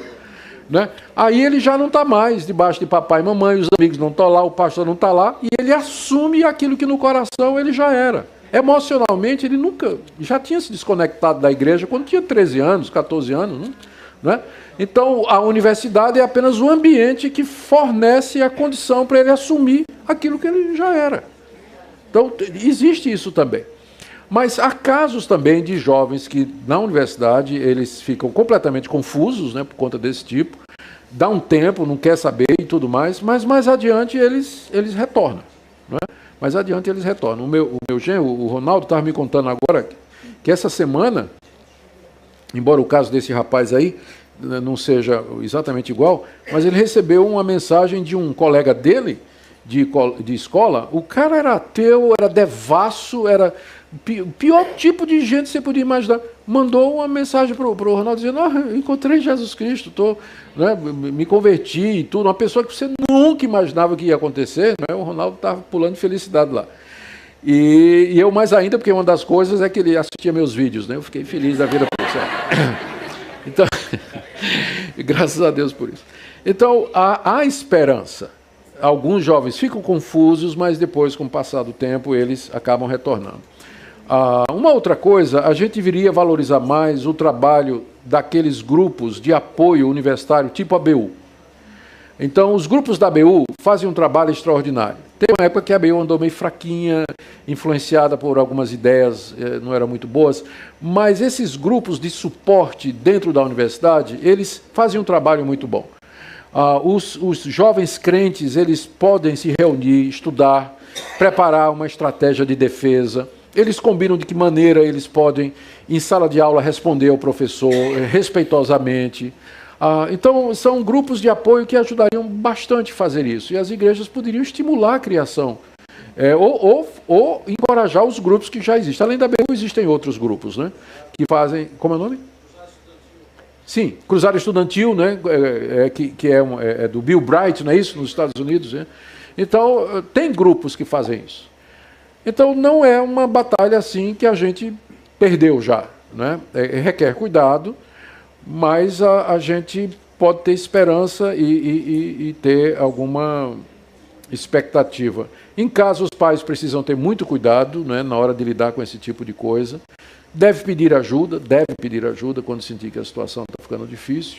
E era bom que a igreja também tivesse condição de ajudar, o pastor tivesse alguém, não precisa ser o pastor necessariamente, mas homens e mulheres da igreja, né, que sejam academicamente capazes, né, que integram bem a fé, que podiam ter grupos de apoio e tudo, promover eventos para esse pessoal.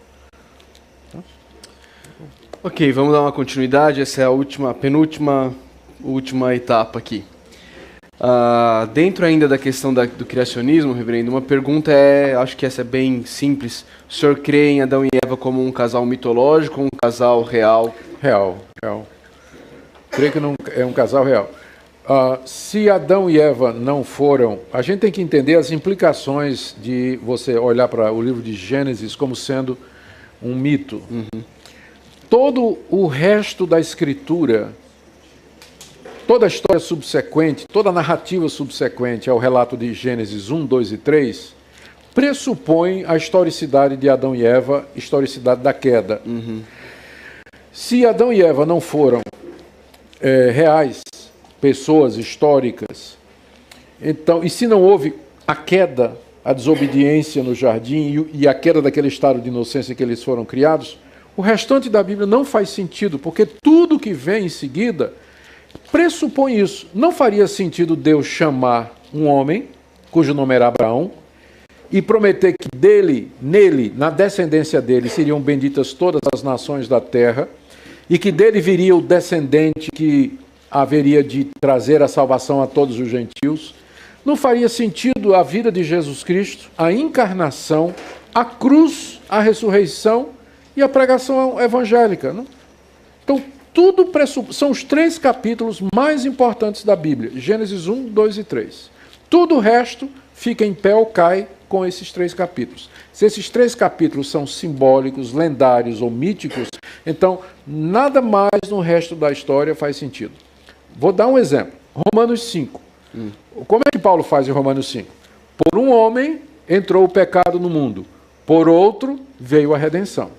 Por um homem, todos se tornaram pecadores. Por outro, se tornarão justos. Por um homem entrou a morte, por outro homem entrou a vida. Ele está fazendo uma comparação entre Jesus e Adão. Ora, se Adão não é uma figura histórica, essa comparação não faz sentido. Né? A redenção não faz sentido, o evangelho não faz sentido.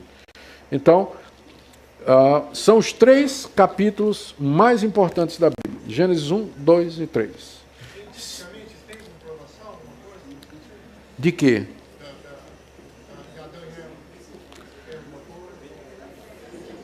Mas o que seria uma comprovação científica de Adão e Eva? Não, você tem histórias você tem relatos de outros povos falando da criação, do surgimento do primeiro casal e tudo, mas não é em linguagem científica. O problema da ciência, você pedir para a ciência comprovar Adão e Eva, é você pedir à ciência o que ela não pode fazer. A ciência ela trabalha com fatos. O propósito da ciência é descobrir como as coisas funcionam e estabelecer leis que depois vão virar tecnologia. Então, a ciência ela trabalha, ela é baseada, a ciência moderna ela é baseada no método científico. Você faz uma observação de um fenômeno. Por exemplo, eu observo que tudo que eu solto cai. Não vou ilustrar aqui, certo? Tudo que eu solto cai. Então, observou. Você elabora uma hipótese. A hipótese seria que existe uma força que puxa todos os objetos para o centro da Terra. E aí, então, você vai repetir essa experiência em diversas situações para ver se essa teoria é comprovada. Você faz isso debaixo d'água, você faz isso a 200 metros de altura, você faz isso na China, você faz isso nos Estados Unidos, você faz isso em todas as situações. Se provar que isso é verdade, então a sua teoria ela vira uma lei. É a lei da gravidade. A ciência, então, trabalha dessa forma, com a possibilidade de repetir experiências para você entendê-las e estabelecer suas hipóteses como sendo verdadeiras e leis. Não tem como você utilizar o método científico para provar que Deus, um dia, do pó da terra, criou o primeiro casal. Mas o bom também né? Não tem como repetir. Não tem como repetir. Mas o bom também é que não tem como desprovar. Porque foge do âmbito da ciência. Mas tem os escritos, né? Tem os escritos. Tem. E não são poucos.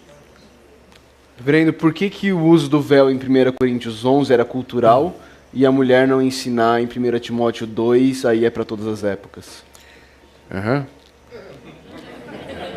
Posso tomar um pouquinho d'água, por favor?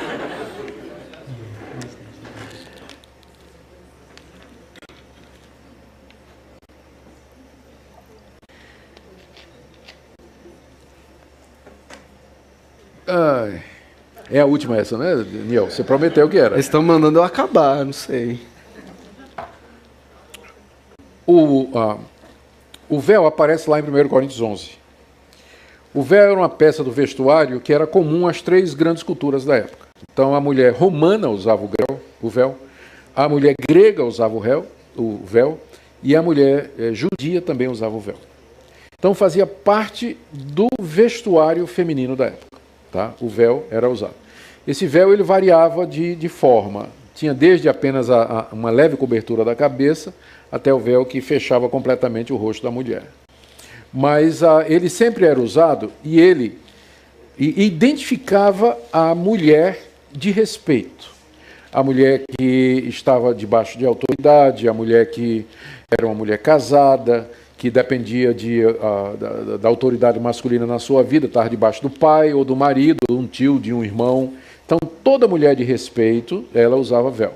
Tanto é que, de vez em quando, em Roma, havia alguma movimentação de mulheres que queriam liberdade para elas. Esse movimento feminista pensa que é novo, mas não é não. Em Roma, já de vez em quando, havia...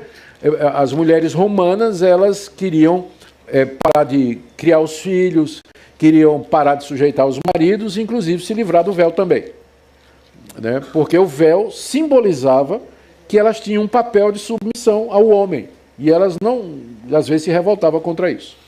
Inclusive, alguns acham que foi exatamente esses movimentos libertários em Roma que influenciou Corinto que era uma cidade, era uma metrópole, um porto, né, sujeita à visitação de todo tipo de ideia, né? Era uma cidade multicultural. Então, com facilidade, as ideias de Roma chegariam a Corinto, né? O que é que aconteceu? Paulo prega o evangelho na igreja de Corinto, muitas mulheres se converteram, e por uma razão que a gente não sabe, uma possibilidade é a influência desses movimentos libertários em Roma, as mulheres na igreja de Corinto começam o movimento Abaixa o Véu. Né? Começou na SAF da primeira igreja presbiteriana de Corinto. O movimento Abaixa o Véu. E então o apóstolo Paulo, ele responde, quando ele vai responder sobre a questão do véu, né, ele vai dizer que a mulher ela tem que usar o véu.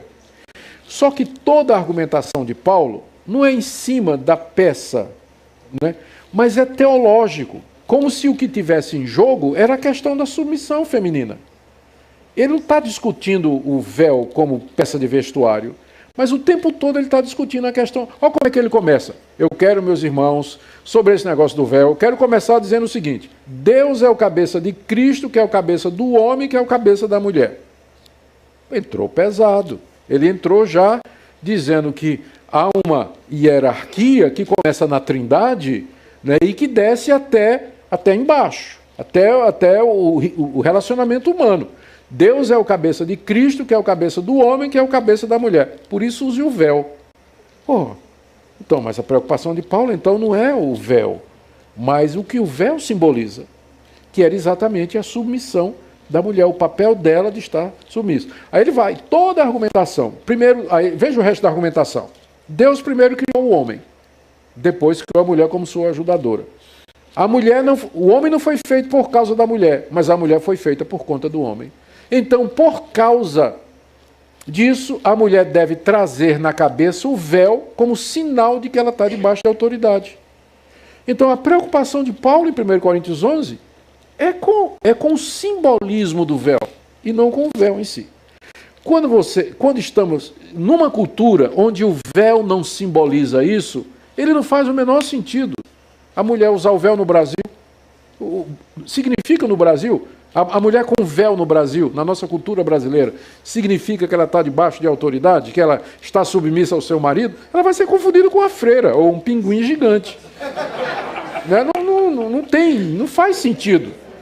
Mas aí a gente tem que fazer a diferença entre o princípio, que é a questão de que Deus tem papéis diferentes para o homem e para a mulher, e que a mulher tem o papel, o homem tem o papel da liderança e da mulher ser a sua ajudadora. Esse é o princípio imutável. E a expressão cultural desse princípio. No Antigo Oriente, esse princípio era expresso pelo uso do véu. No Ocidente brasileiro moderno, não faz o menor sentido, mas o princípio permanece. O princípio permanece. Então, o próprio texto já nos fala, já dá dica de que a preocupação de Paulo não é com o véu, mas aquilo que o véu simboliza na época, que é a questão da submissão. Quando ele vai discutir a questão do papel da mulher, lá em 1 Timóteo 2, que eu mencionei hoje, a questão da mulher não ensinar com autoridade de homem, outra vez ele usa a questão teológica. Por que a mulher não deve exercer o papel do homem? Porque primeiro foi formado Adão, depois é que foi formado Eva, isso é teológico. Né? A mulher caiu primeiro e não o homem, ela foi a primeira a ser enganada. Então, Paulo enraiza na criação e na queda a base para dizer que a liderança é do homem e não da mulher. Então, essa é a diferença entre a questão do véu, que o problema não é o véu, mas o que ele representa, que é um princípio, né? E a questão do ensino, que aí, no caso, não tem nenhum símbolo externo, né? Então, ele é aplicado daquela forma mesmo. Então, é isso aí que eu diria como resposta. Se numa cultura, agora sim, se numa cultura dessas, no Oriente, por exemplo, no Antigo Oriente, no Oriente atual, onde as mulheres usam véu, faz parte da cultura fazer isso, eu acho que toda mulher cristã deveria usar o véu lá. Sim, porque significa alguma coisa lá. Mas no Brasil... Ok, a gente está chegando ao fim e eu queria terminar com algumas perguntas mais pessoais. Esse é meu medo. E rápidas. Então, a primeira é o melhor filme que você assistiu ano passado. O melhor filme que eu assisti o ano passado? Meu pai do céu, eu prefiro pergunta teológica.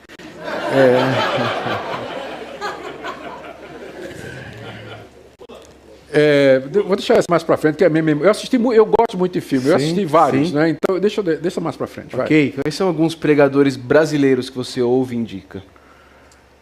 Assim, o Hernandes de Lopes, sem dúvida nenhuma.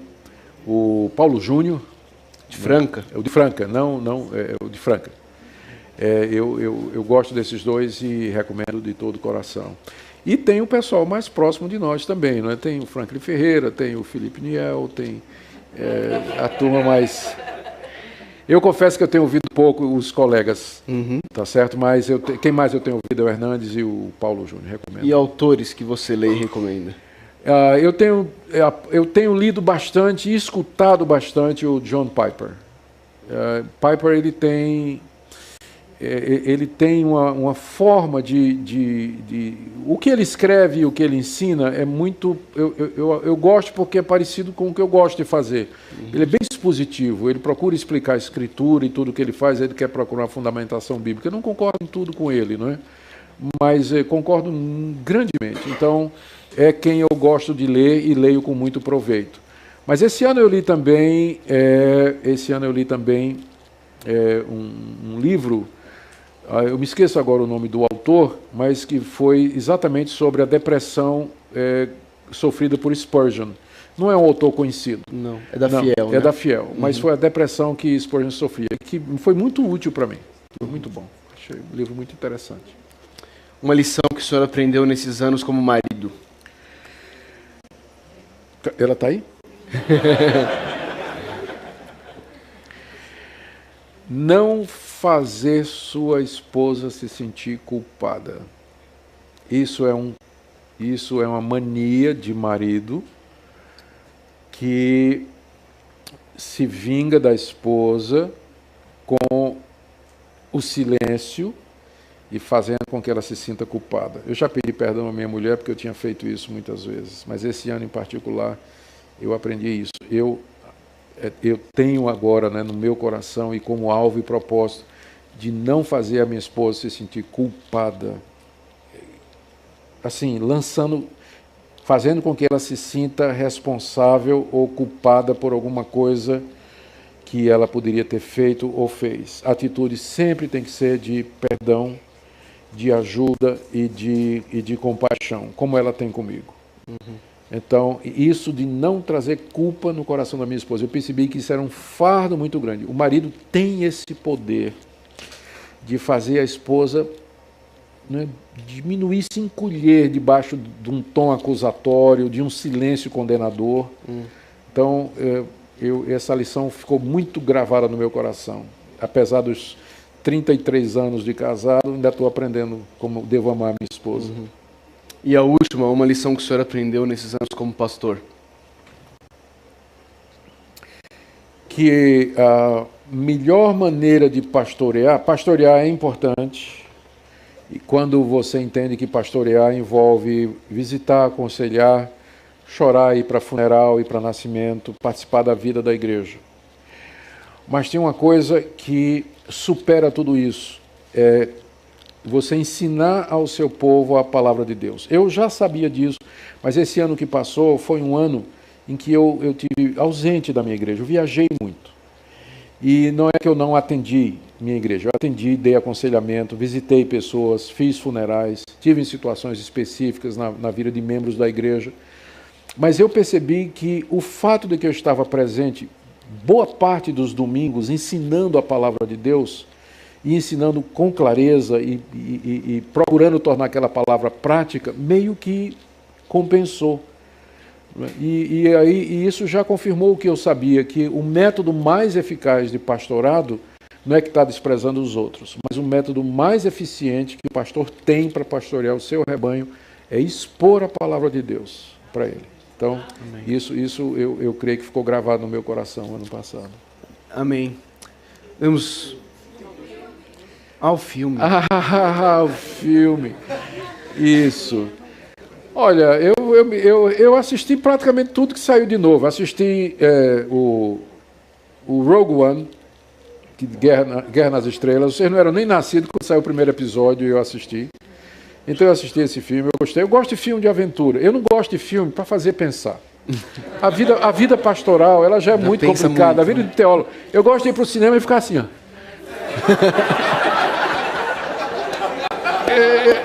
Então, filme de ficção, filme de aventura. Vai dar meme isso aí, certeza. Eu gosto de assistir tudo isso aí. Mas você ir para o filme, esses filmes assim, de drama psicológico, né, teológico, drama, assim, tudo. E tem outra coisa que eu não gosto também, é romance.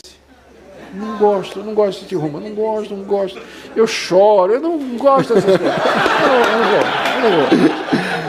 Meu negócio é Star Wars. Ficção, Star Wars, essas coisas aí. Deixa eu me divertir.